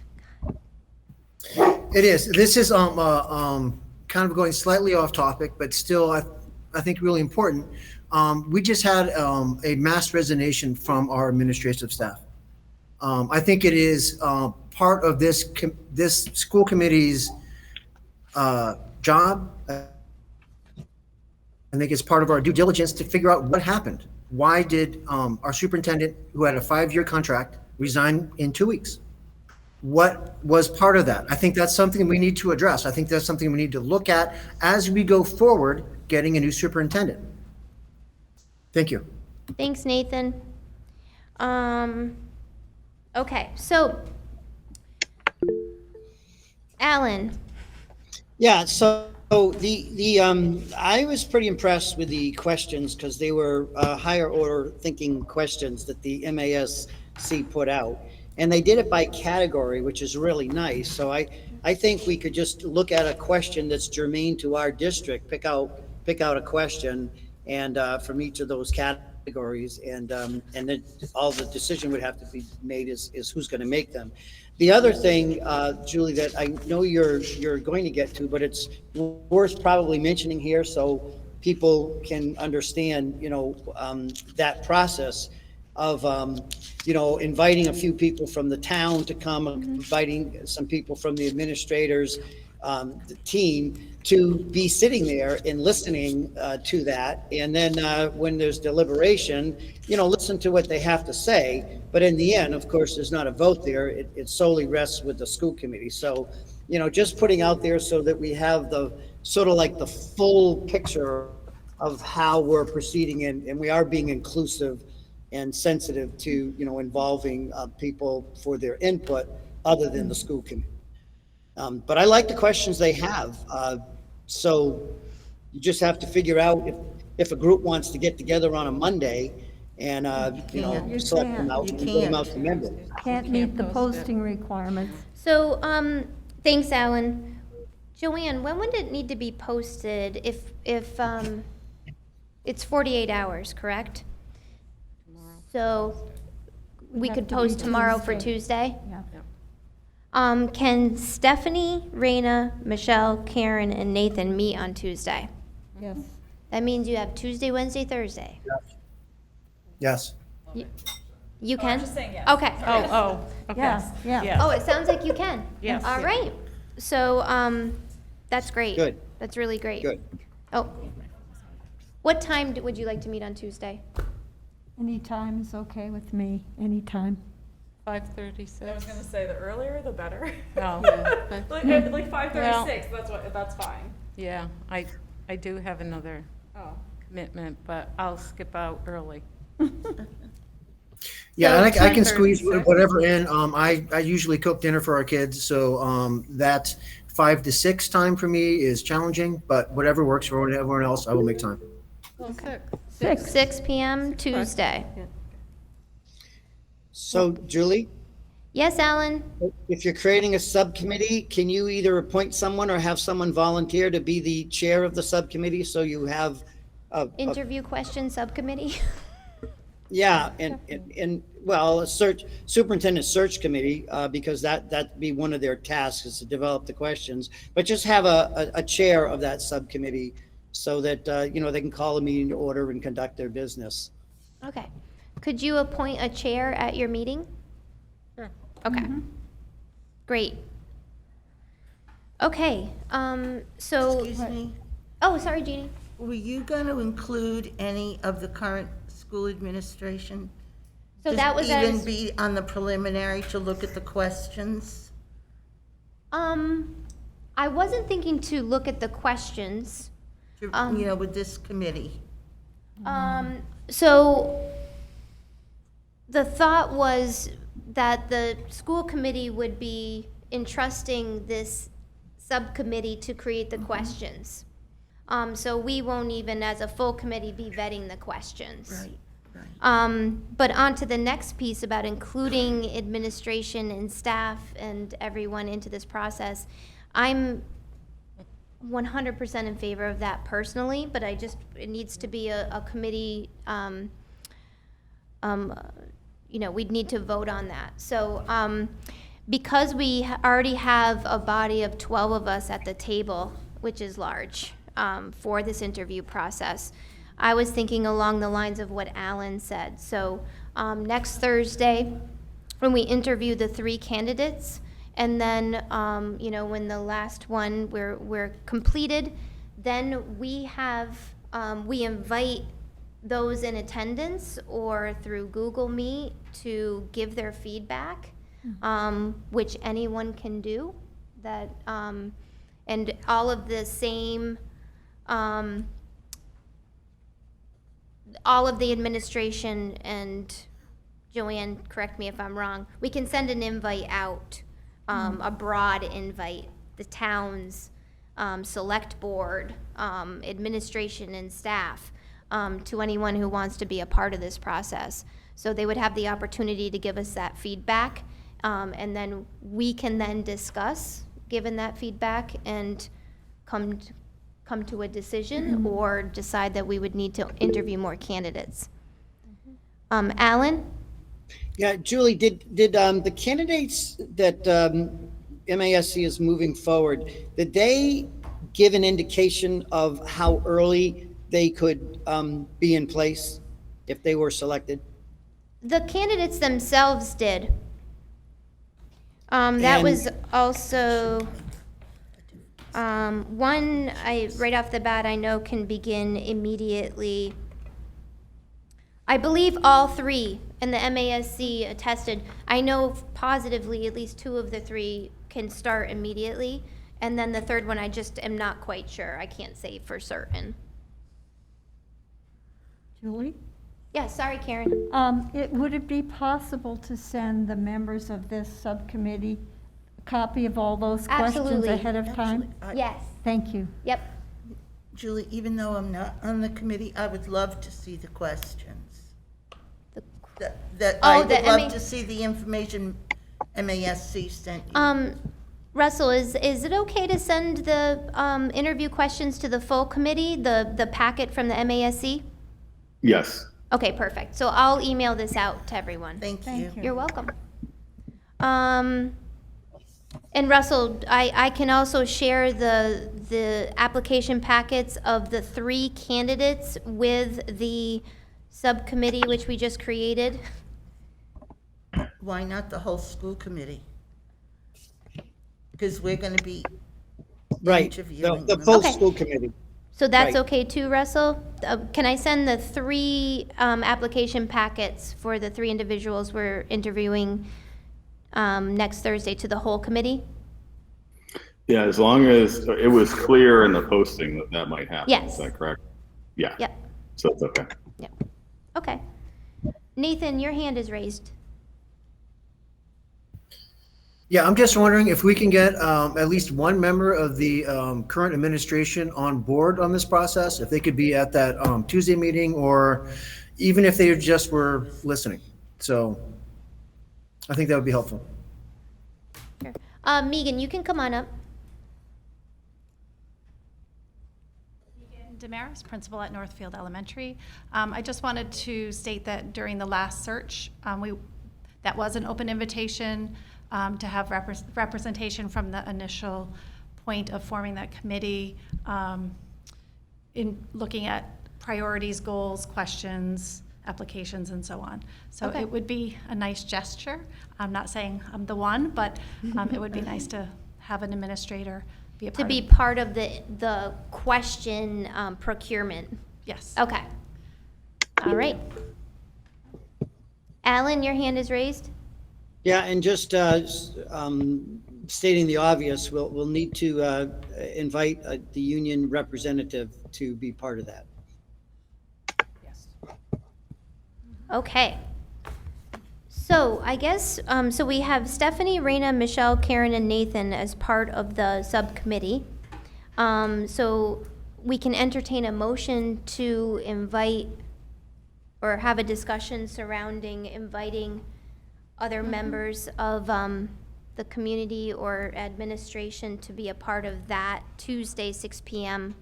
And to be part of that subcommittee as well. Jeannie? I was going to say, I'll make a motion that we invite one current administrator and one union representative to be part of the subcommittee to review the questions for the potential interim superintendent, and then have them, also those two same people included when we interview the candidates. I second. I second that. So we have a motion and a second. Alan, your hand is raised.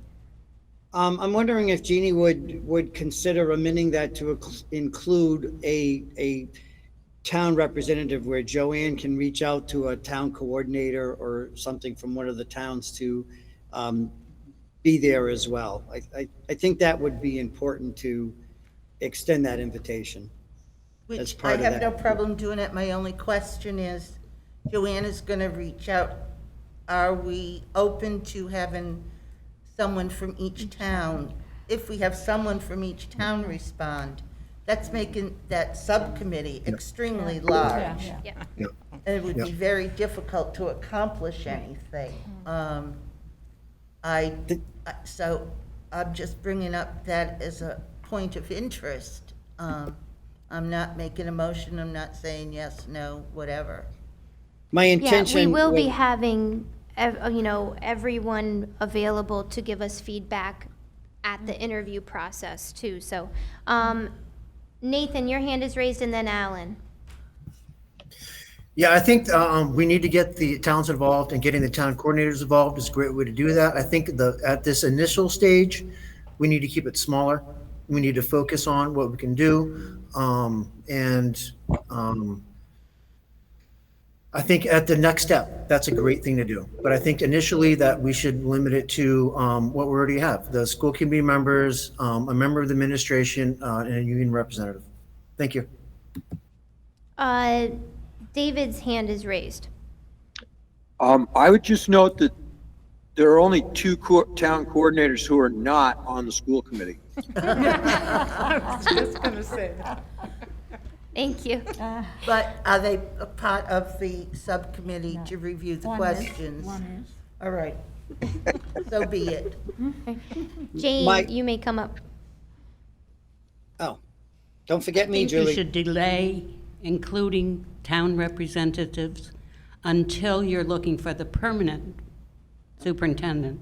And then I believe the towns should be represented. And you can decide how many you're going to allow us to choose among ourselves. That's a good point. Thank you. I'm in favor. All right, okay. You're in the same town.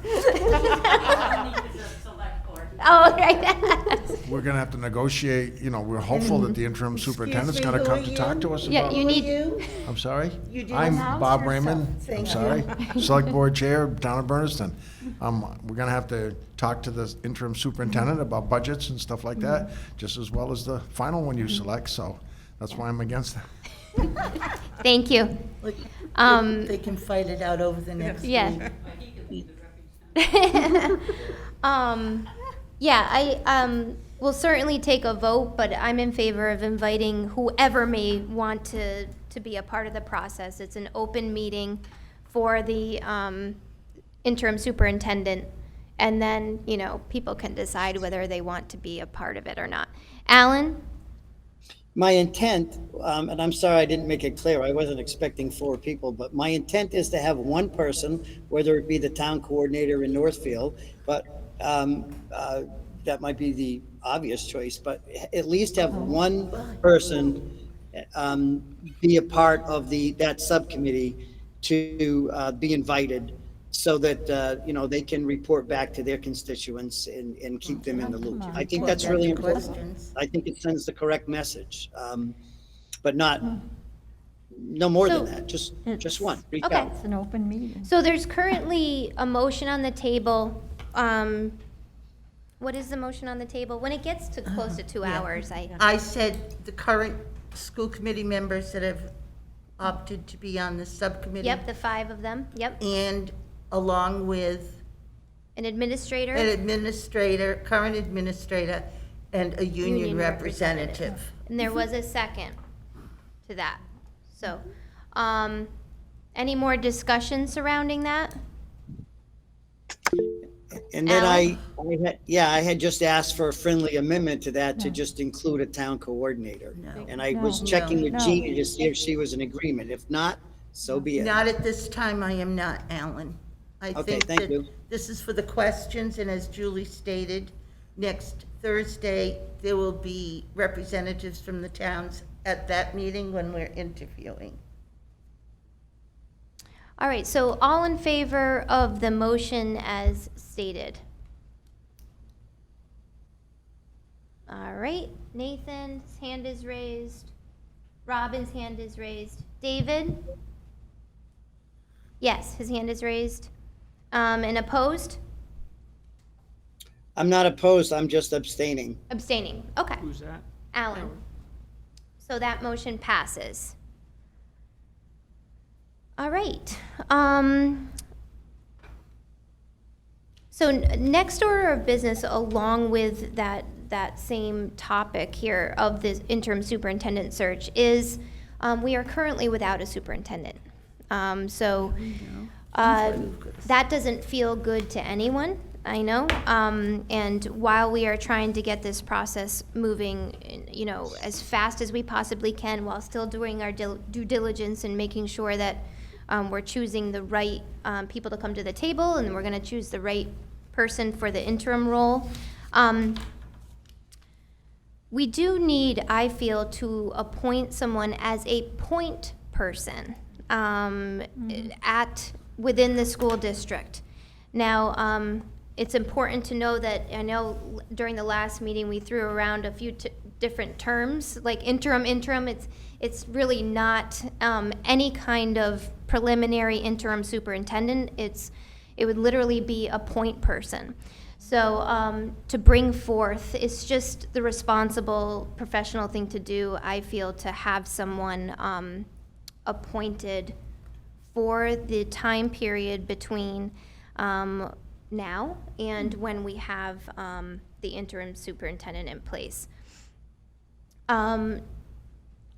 I had reached out to Kevin Burke, given that he is the current principal of Pioneer and he's here in the main office building. He did agree that if the committee so decided that that was okay, he wanted to make it clear that it meant point person and nothing else. It didn't mean, that he certainly did not apply for the interim superintendent role. So I was wondering how the committee felt about that. Mike and then Robin. Well, I just assume move to appoint Kevin Burke as point person for PVRSD School District. Is there a second? I second. Okay. Discussion. So Robin? Is there financial compensation for this position? Russell can perhaps help us with that. I do believe that anytime you're, even as a point person, there should be a stipend, I believe.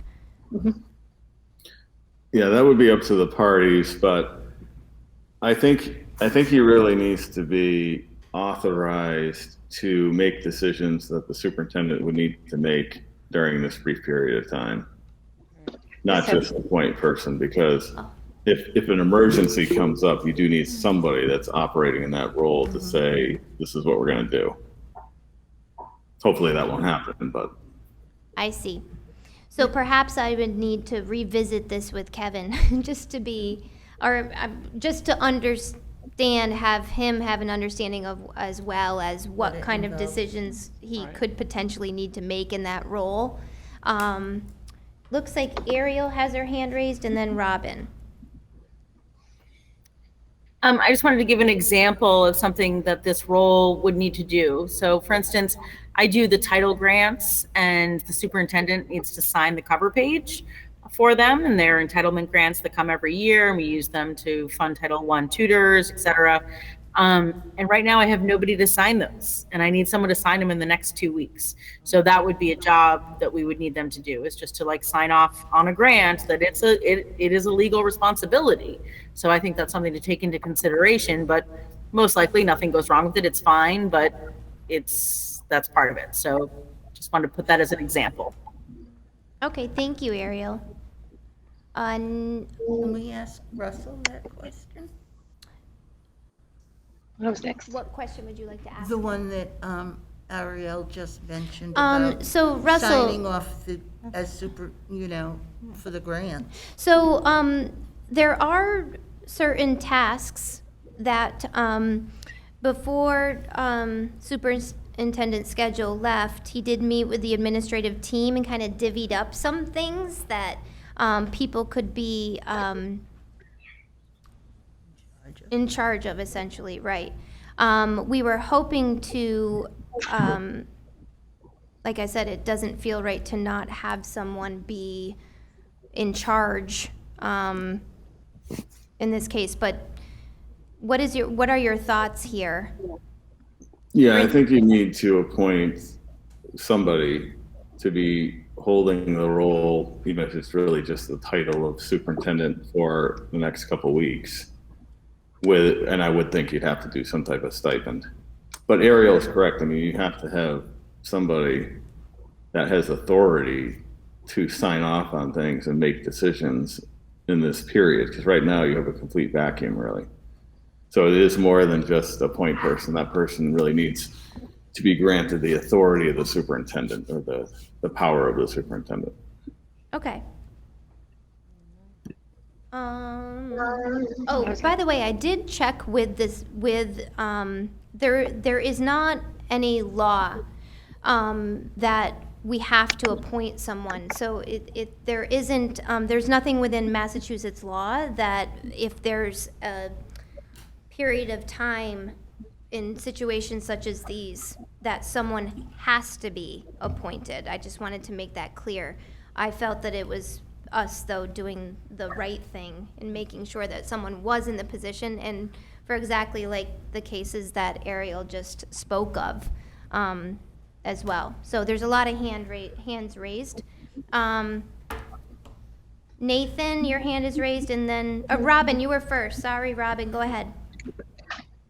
So I had two questions. First off, we talked last time about an organizational chart, about if, that you go down that. So I don't know where Kevin fits into that. And the other question I have is that there was an email that came out to us all that Jonathan appointed Ariel as the acting. Did I misread that? I mean, was he able to do that? No. Okay.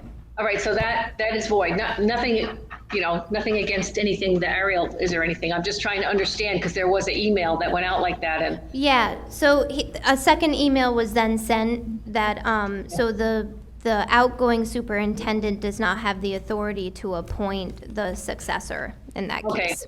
All right, I missed that email. So my original question is the organizational chart, and why we wouldn't just be following that down. There really there isn't one that has a clear delineation of if this person is, that's something that I think that we could work as a committee with the interim superintendent and make sure that one's created. I hope that we're never in this position again, but there isn't a chart like that. Sorry, so Nathan, Ariel, and then Alan. So go ahead, Nathan. Thank you, Julie. Yeah, no, we definitely need to fill this position. There needs to be someone to sign the required paperwork in the interim. So it's kind of what I was trying to address earlier. If there is someone in the current administration who can do that, if Kevin's willing to step up and do that, if our curriculum director, is willing to step up and do that, that's great. But we do need someone to, in the meantime, until we hire a interim, we need someone to keep the business of the school going on, signing the paperwork. So I'd like for us as a committee to have more discussion about that. And I would like for us to be really open with all the discussions that are going on. So I think that's really important. That helps everyone in the district, that we're all open with all these conversations that are going on, that we all know what's happening. Thank you. Thanks, Nathan. Ariel. Thank you. So I just wanted to add a little bit more clarification to that. First of all, the whole thing about John appointing me and all of that, it was a pretty short form of information, and I'm really glad that the school committee took command of that, because I think more consideration needs to be put into the position. And I obviously can't speak for Kevin Burke. I think there are some, from a discussion I had with him, there are some issues of building administrators taking the role, but there are issues with any of us taking the role, and it does need to be filled, but it's a complicated situation. And so I need that grant signed. I can't sign it myself. Somebody else needs to sign it. And if no one signs it, there are people that don't get paid for the work they're doing on the first day of school. And so it's a tenuous situation, and it has liability involved. And so I just, it's complicated, and I don't envy your decision. And I'm not saying I want it to be me, because I don't think it can be. It's difficult to make it any one person. But I just wanted to impress a little bit more about the nuances of that. Thanks. Thank you. Yep, Alan. All right, so you have a motion which I would vote against. I'll put that right out there right now. I agree with Ariel about having at a building level. The line of authority in most organizational charts that I've put together it's superintendent. It'd be and then it would come down and would go out, and you would have the business administrator, and you'd have the special education administrator. Those are central office administrators. And so if you're going to appoint someone, it needs to be a central office administrator, which would now leave the director of special education. I believe she is certified as a superintendent. No. And that Just so you know. Okay, she's in central office, and I'd recommend that would be the line of authority that would come down. The other people would be under any one of those, the superintendent, or at least they should be, but we'll see what an organizational chart would look like. You're talking about a very short amount of time. You've already said that we're interviewing for a superintendent, interim superintendent next week. You've got a 2-week window. You'll probably have someone on board that would be able to handle that responsibility. So I don't see the urgency of having that happen this evening. But if it was going to happen, I'd be asking you to be looking at the special education administrator. And just to clarify, at our last meeting, the special education director was not interested in the position. So. I think you should. Oh, you're breaking up, Alan. Yeah, if I could just continue, I would say that can you hear me? Can you hear me? Yep. Okay. I would say that you should reach out and ask her again, because we're talking such a finite amount of time. She might be interested.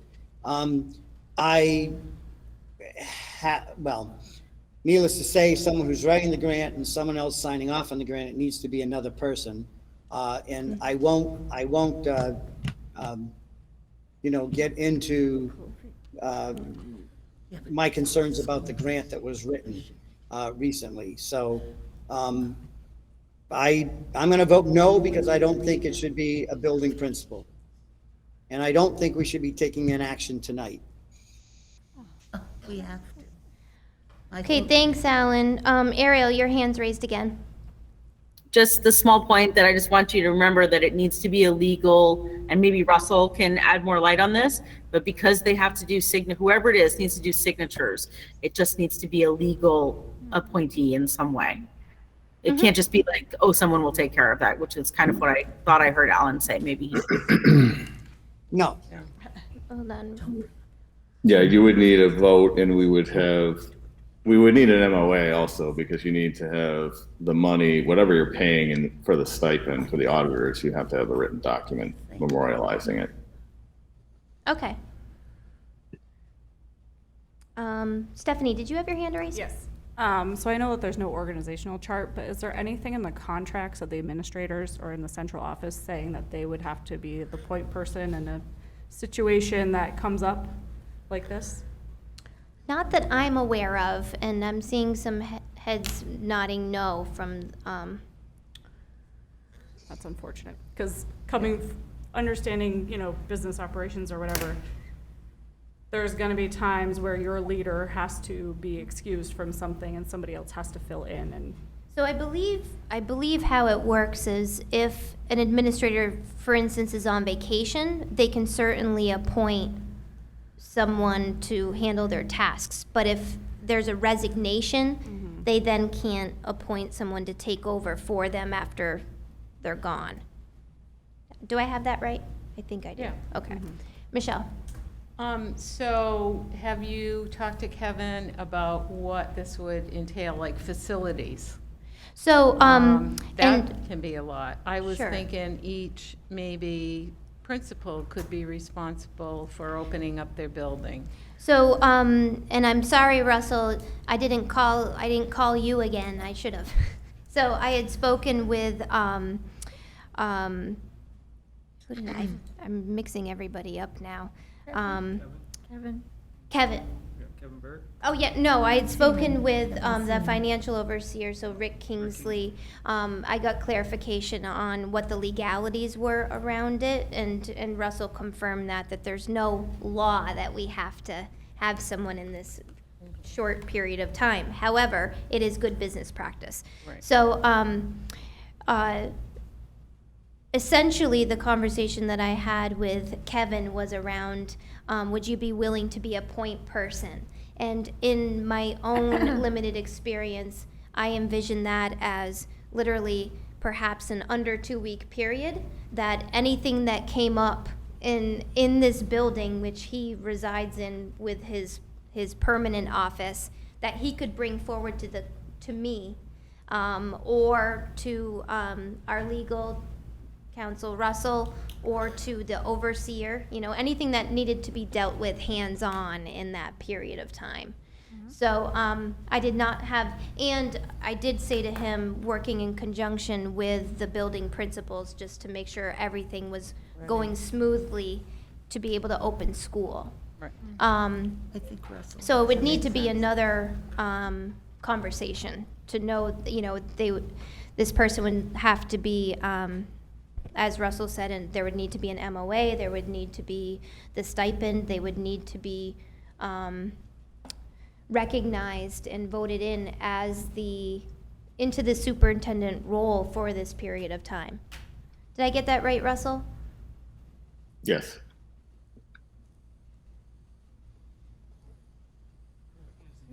I just wanted to add that as I was looking into MASC, they have some wonderful workshops, and one of them is building the foundation, helping the school committee and superintendent work together collaboratively as a high-functioning governance team. Mm-hmm. And this is exactly, I think, what we need to do for the future, because we don't have any protocols, and I really think this is a awakening, an eye-opener, and I question our policies and procedures too. I did notice that most school districts have all their policies and procedures right under MSAC, and I've been reading them. And I think if, you know, we can learn a lot from other districts. I just feel like we're starting from the bottom and creating something new here. But Yeah. there's a lot of good things that we can do collaboratively with new governance. So Could we- I respond to what Michelle said?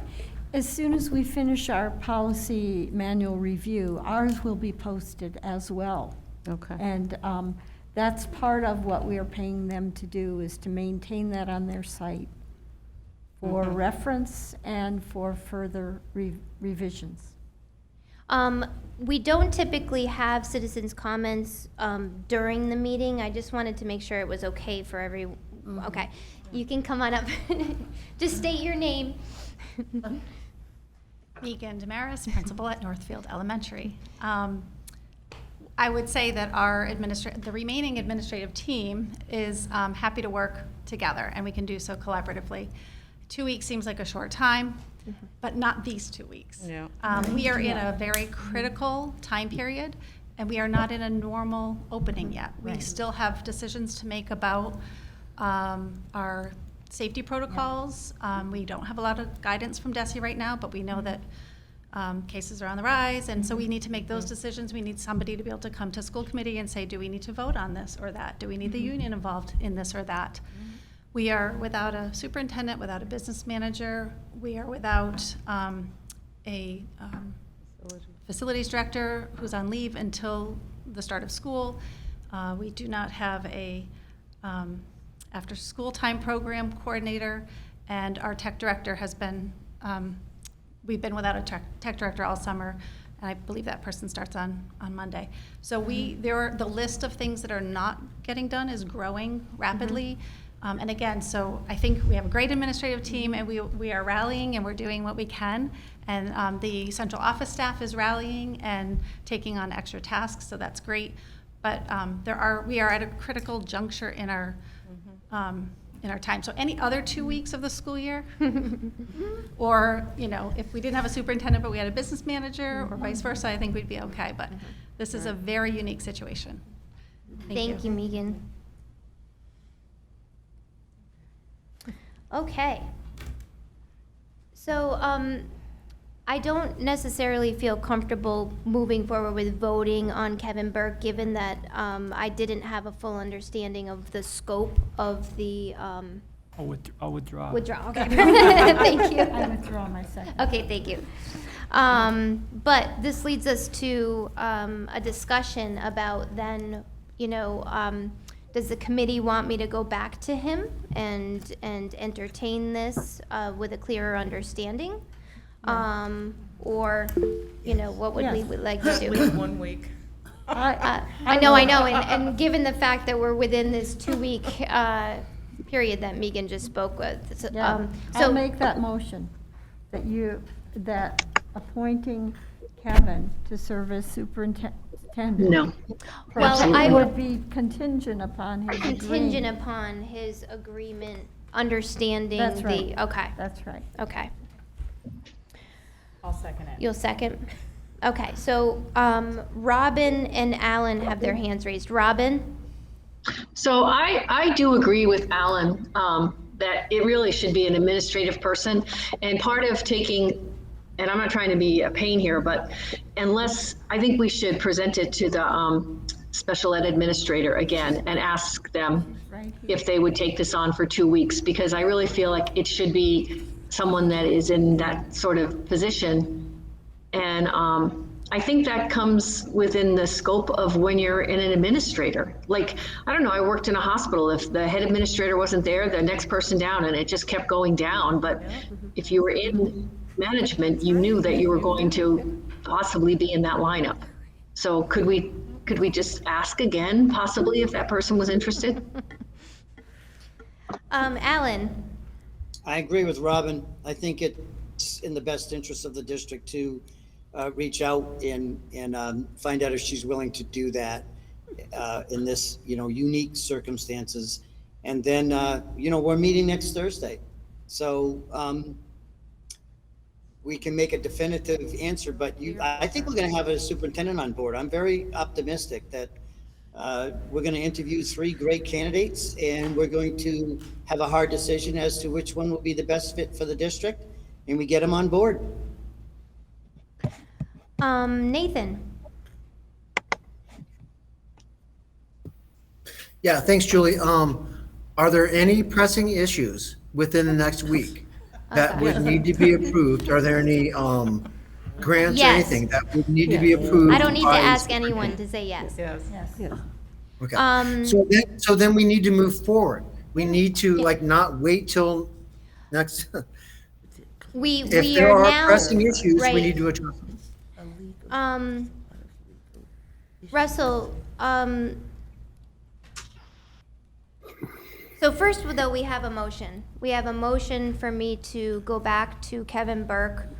I understand that this is still we're still in the discussion period, but I don't want to move on.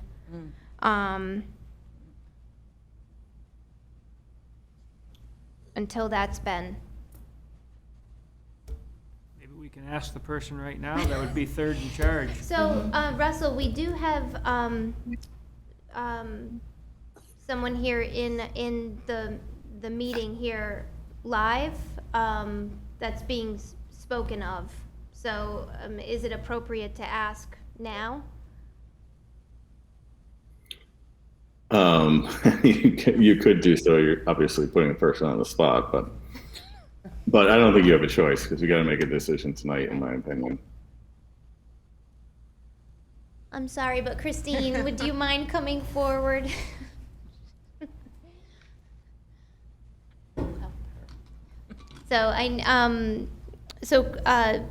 Our special education director is here with us right now. So I know that you obviously have heard the conversation, Christine. And is this something that you'd be willing to entertain for? Yes. Okay. Oh, thank you. Well, now we need to, thank you, Christine. But we still need to Yes. do the MOA Yes. and compensation, et cetera. And we still need to vote on it, so, Yeah.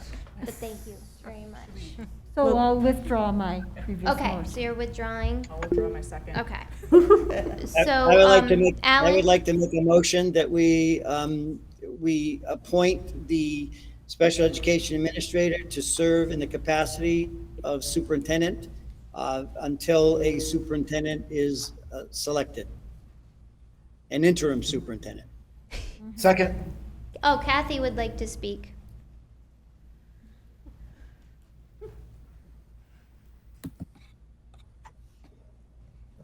As you have been juggling, going back and forth between the semantics of the title, I would strongly recommend that this be an acting superintendent. I think that's the appropriate title for the time period. Thank you, I and would agree. I'll ask, Russell, can you weigh in on that? So Kathy had suggested that we use the title of acting superintendent. Yeah, that would be fine. It sounded like Alan agreed to amend the motion. Yes. Okay, so thank you, Kathy. So Alan, could you amend your motion? It's that. So I include everything, so I make a motion that we appoint the director of special education as the acting superintendent until a interim superintendent is appointed. Okay, and who had the second? Second. Nathan. Nathan had seconded? Okay. Any further discussion? No. All in favor? Aye. And Robin's hand is raised. Alan's, Robin's saying yes. Alan, David, Nathan. Okay, Alan, so that motion passes. And we thank you, Okay. Christy. Thank you. Thank you. Thank you. Thank you. Thank you. Alan Yes, has thank you hand for stepping raised up. And Robin. Go ahead, Alan. Right, so I was going to ask Russell, I don't know whether or not we want to just negotiate authorize the chair to negotiate a compensation, if we could, able to do it that way, or whether we should, if you have an idea of what a per diem, rate would be or something like that, I feel, it would be fair to have a conversation with her. So is there some leeway that we'd be able to do that and have the chair do that on our behalf without the committee having to make that final decision? What are your thoughts? You could. I mean, normally you'd give some type of range. I mean, this is obviously what we're really talking about is like a stipend and recognition of, taking over for a brief period of time to help the district out. So it's not really, it's more almost like an honorarium, it's not so much we need to figure out exactly. I mean, I think you need to pay something because, she just, is helping out the district for this period of time, but I don't think you need a prolonged negotiation over it. I mean, it's just something reasonable for the next week and a half. And the chair could work on, you could vote on Thursday. Ideally, you do this in advance, but you don't have time. And a lot of this isn't your procedures, by the way. It's more because the timing, the superintendent had to leave abruptly and you don't have time. Normally, you would have plenty of time to work on this stuff, but you don't. So I don't see this as a procedure thing. It's more of a lack of process. It's more that you have a very condensed time frame that you're doing this in. So the follow-up, Julie, would be that I'm hearing him say that you could come to terms with her on this, and then she's immediately, in effect, and we'll take that action at our August 19th meeting to finalize. Russell, because we'd be looking to have this begin as of, I would think, as of even tomorrow. Correct. So August 19th might be too late. No, I think it should, I think you're right. I think it needs to start as early as tomorrow. So Russell, what is your advice on that? Yeah, I think it needs to start tomorrow. The amount of money, I mean, just to be upfront, I'm thinking like, I don't know, some like what, $500 a week maybe or something. I mean, it's not, from what I've seen this in the past, it's not like a huge dollar amount. You're just, giving the person something extra in recognition of taking over for a brief period of time. I'm not sure. So if the parties are looking at something like that, you could either do that tonight, which obviously is again putting everybody on the spot, or you could authorize the chair to have conversation and come back on Thursday and memorialize the amount. It's not ideal, but you don't have a lot of time here, so. Yeah, with the committee's permission, I can reach out to Christy tomorrow and have that conversation, and I can certainly come back to and speak with Russell about it as well. So I'm seeing nodded heads. Maybe yourself, Christy, and Rick Kingsley have a conversation and get it taken care of. Okay. Yep. Robin has her hand raised, and Nathan and David. Go ahead, Robin. I just wanted to thank Christine for stepping forward. I really appreciate it, and the district is going to owe you a debt of gratitude. Thank you. Absolutely. Nathan and then David. Yeah, I'd also like to thank Christine for stepping up. That's a tremendous thing you're doing. Thank you. I'd want to make sure that there's nothing we need to take care of, no grants we need to sign, or anything before the next meeting when she gets appointed. Well, no, the appointment would begin tomorrow, Nathan. Okay, all right. Sorry, just clarifying. Yeah, no, thank you. David? I just want us to remember, we pay a superintendent easily $1,000 a week. And this is a critical time. I would think this is one of the heaviest,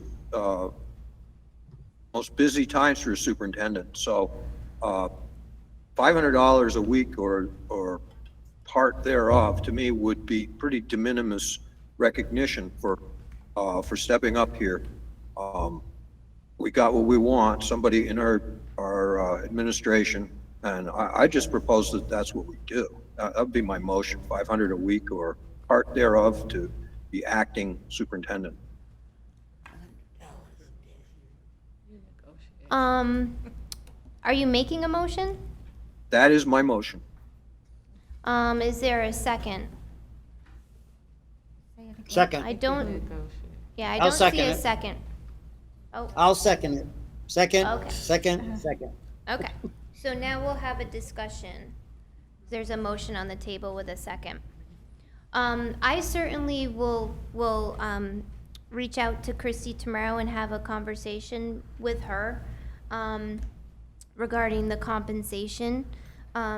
Mike, did you have your hand raised? Yeah, I think that's the right way to go. Making a motion here tonight doesn't allow the chair and Christie to negotiate and work out what Christie feels is comparable, compensation for her, and you representing us, and you can talk with Rick Kingsley, with both of you on the phone at the same time, and make sure that we're good to go.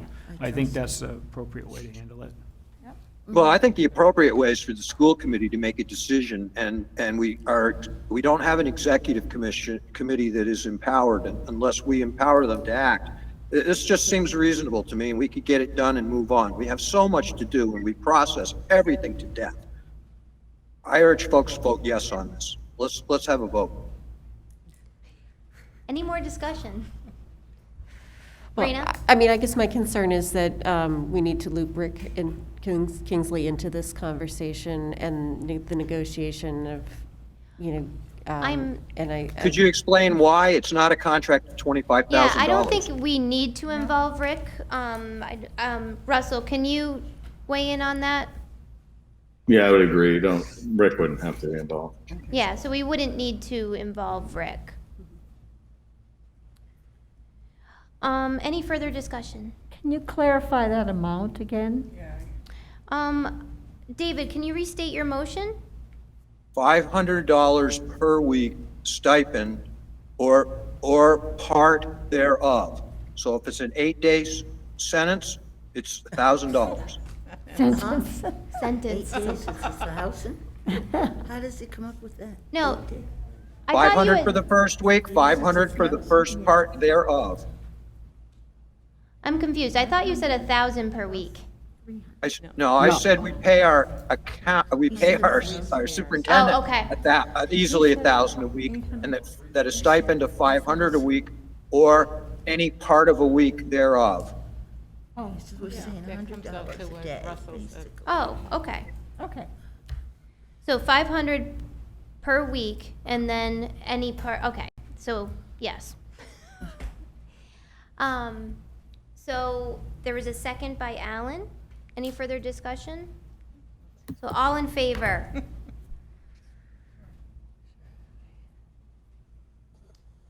I see hands saying yes for everyone. Robin, are you opposed or abstaining? I can't hear you. I just don't know if it's enough. I'm trying to, I'm gonna vote no. Okay. So the motion passes for $500 per week as a stipend for the acting superintendent role for the special education director. Assuming that's okay with both sides, I can put that Right. together. Yes, yes, right. Still meet So I will, privately. I will still have the conversation with Christy tomorrow. Okay. And I will come back to the committee, with that information. Right, and can I just, Julie? Yes, Alan? And if something, becomes of those discussions, she'll continue in, in that position, and we'll, whatever you bring back to the committee, we'll have a chance to revisit this. Yep. Okay? Mm-hmm. Okay. Is there other business? I am being mindful of the time. It's 9:24. Nathan? Yes, I would still like to go back to addressing the reasons why our previous superintendent left and why he left on such short notice. I don't, So whether we do that in a subcommittee meeting, I think that's, we need, as going forward, right, especially going into a new superintendent search, we need to know what happened with our last superintendent. Alan does have his hand raised, but I just want to add, the superintendent gave his letter of resignation. He's, no one's under any obligation to share anything other than the reasons listed on their letter of resignation. I'm not sure that that's something that we can get the answer to. Alan, your hand was raised. Yeah, I was going to say, I thought we covered this at the last meeting, and Russell was pretty clear that if there's a subcommittee or a group, then that has to be, shared. It becomes public information. And then someone made, I thought, a really good suggestion that several of the members already had reached out to not just to the superintendent, but to the business administrator, and had a conversation with them individually. And people were encouraged that if they would like to understand better from their perspective, that they were encouraged to do the same. Jonathan is no longer, with the district, so he may or may not choose to engage in a conversation. So I thought that was a very good recommendation that was made to, if people individually would like to pursue that, then they were encouraged to do so. And we did vote not to have an exit interview with the superintendent. Correct. Sorry, Jeannie. Nathan, I would encourage you to attempt to contact Jonathan yourself and ask him the question. Thank you, Jeannie, I will. I wanted to approach it as a committee, we are the school committee for this district. I wanted to approach it in that format. I think that's the most appropriate format. I might be wrong, but we need to know what happened, okay, I'm just gonna leave it at there. Thank you. I think that would be part of an exit interview process. That's the information that you glean, and we voted against that. So if you want to I don't entertain- understand why we voted against that. I'm sorry. So we're hiring a new superintendent, right? So we need all the information from our previous superintendent to get the best superintendent going forward. So I'm sorry if I'm the dumb committee member, but that's me. I need to know what happened and why we're moving forward. So given Julie, I that think we voted against an exit interview, are you looking to entertain another motion?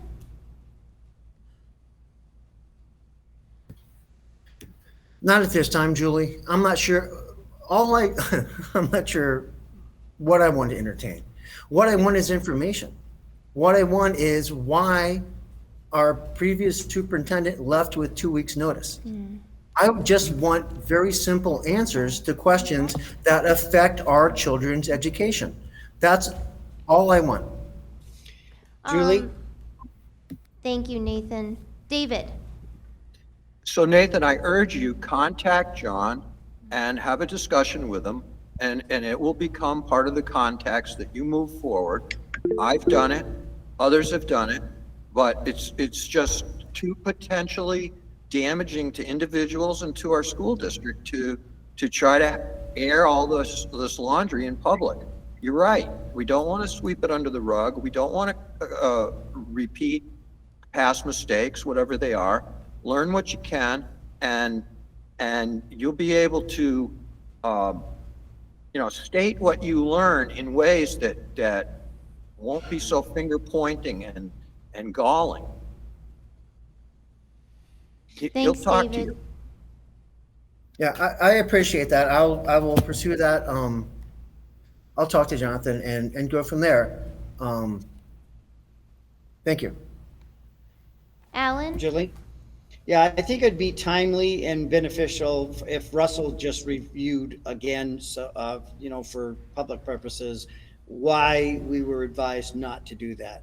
I think his weighing in on this is important. Why you were advised not to do an exit interview? That specific question. So the issue with exit interviews, probably the main one, is that it's a public record. So some places, it depends on what's useful information. If somebody says, listen, I left because I got more money somewhere else, you're not paying enough. But a lot of times the information you get is, well, I didn't like this person didn't like me. There's a lot of reasons people leave, and sometimes it's personality. But when you have that, to have a public record that everybody would see with one side of the story, which is the person who's leaving, their side of the story, that puts everybody else that's still in your district at a disadvantage because they're now the other side of the story that hasn't been told. And so it becomes kind of an unfair process, really, for everybody involved. But especially at this level of the organization, it would just create, you're going to be in the press over things. I mean, and I'm not talking about this situation with the superintendent just left. I'm just saying in general. So it's just not a good idea. It ends up not at the committee level. I mean, if you had exit interviews at the lower levels, principals did it. But even there, I found almost none of my clients do it because it doesn't give you great information. If somebody wants to tell you why they're leaving, they're going to tell you. I think if Jonathan really wanted to tell you why he was giving 2 weeks versus 6 months or whatever, he could have done that, and he chose not to for whatever reasons. That's his right. So I would caution against it. I really don't advise it at all. I think very little good comes of it, and a lot of bad can come from it. Thank you, Russell. Nathan? Yeah, thank you, Russell. I hear what you're saying, and I understand it. Going forward with hiring a new superintendent, hiring a new director of finance, I would like to have all the information I can going forward. I would like to understand what has happened previously. I would like to understand the dynamics of that. I think it benefits not only my decision-making, but it benefits every stakeholder in this district. So I'm sorry I keep on pushing on this, but for my decision-making, it would be beneficial to me. And if it's legally not, then I guess I understand that, but I'm sorry, go ahead. Okay, thanks, Nathan. Robin, go ahead. I'd like to make a motion that we adjourn. We haven't gone through the rest of the agenda here. If you don't mind, if we just quickly go through that. It's 9:33. Next week, we already have a very busy week. Thank you. So any other business? Raina? I just have a question about whether we need to have a conversation, or do we need to address any COVID-related safety issues for reopening of school? So I was in contact with the school nurse leader, Carla Simpson. So She's on vacation this week. No, she was last week. She has prepared like a preliminary document, but things are changing by the minute. So we were hoping to bring that to the committee next week, you know, as an other business not anticipated, or if it's a completed document to share it at that time. But it's changing so rapidly right now. We don't want to submit it to the committee until, so we don't have to keep amending it as things change. But it is being worked on. And I perceive that changing even up until the day Yes, school starts. likely. Yeah. Because the governor right now has not given any mandates. Oh, I'm well He's aware of what, leaving yeah, it the up to CDC's each recommendations are district, different so from the government, the Yes. governors and He's the leaving it up to each district. AAP, at and this Yes. yeah, I'm very Yep. aware of all of that, and I think Yep. we need to make a decision. So- As- Thank you, though. I meant to make that point. There's no old business. We don't have an executive session. Included in your packet was a list of the personnel changes. Which I had asked Jonathan for that a couple of weeks ago. Okay.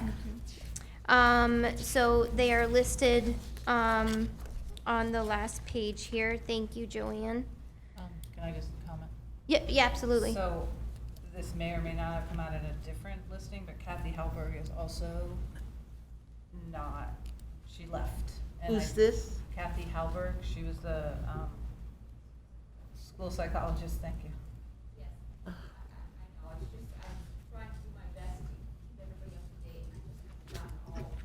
Oh, so this isn't a comprehensive list, she was the only one I could think of that was. Yeah, no, there are some, but she did leave in January of this past year. Right, so it wasn't sure. So that's kind of like what I've been hired, you know, where they've been hiring these people now. Yeah. I wasn't sure where the cutoff was, but I knew Right. she. No, Okay. I had asked from July 1st to current. So can you send us updates? Yes. When you have time? Yes. Thank you. Okay, thank you. Excuse me. Oh. I was looking at this, and Renee, all of this was under the Northfield Elementary School, but some of these are Bernardston, aren't they? I'm assuming, because I think I'm still in Bernardston, but yeah, I think that's just Okay. Stephen is shared. Who is Stephen shared? Leduc, I think would be, and then BES is Jen and I still. Okay, Yeah. I read it that way too, though, initially. I assumed, but I started not making assumptions. Always a good practice. All right, so that is the conclusion of the agenda. So I think everybody knows what we're doing next week. I'll talk with Joanne in the morning just to make Meet sure Wednesday. the postings go out and whatnot. Oh, Nathan, your hand is raised? Yeah, thank you, Julie. I would just like permission from the chair to ask the school committee legal counsel further questions about the exit interview process and the past superintendents leaving. I could tell you that I have no idea. I mean, I really don't think we should be getting into this publicly, but I will just say that I really have no idea why the superintendent left. I assume he wanted to pursue other opportunities. So I had no conversation with him before that happened. So I think I found out at the same time all of you did. So I don't have really anything else I could tell you about it. But I really think you'd have to talk to Jonathan to know what he was thinking if you'd like to. I'm not sure anybody else really does know. I think he'd be the only one who knows. Okay, I appreciate that, Russell. Motion to adjourn? I have a motion to adjourn. Second. All in favor? Any opposed? All right, thank you all.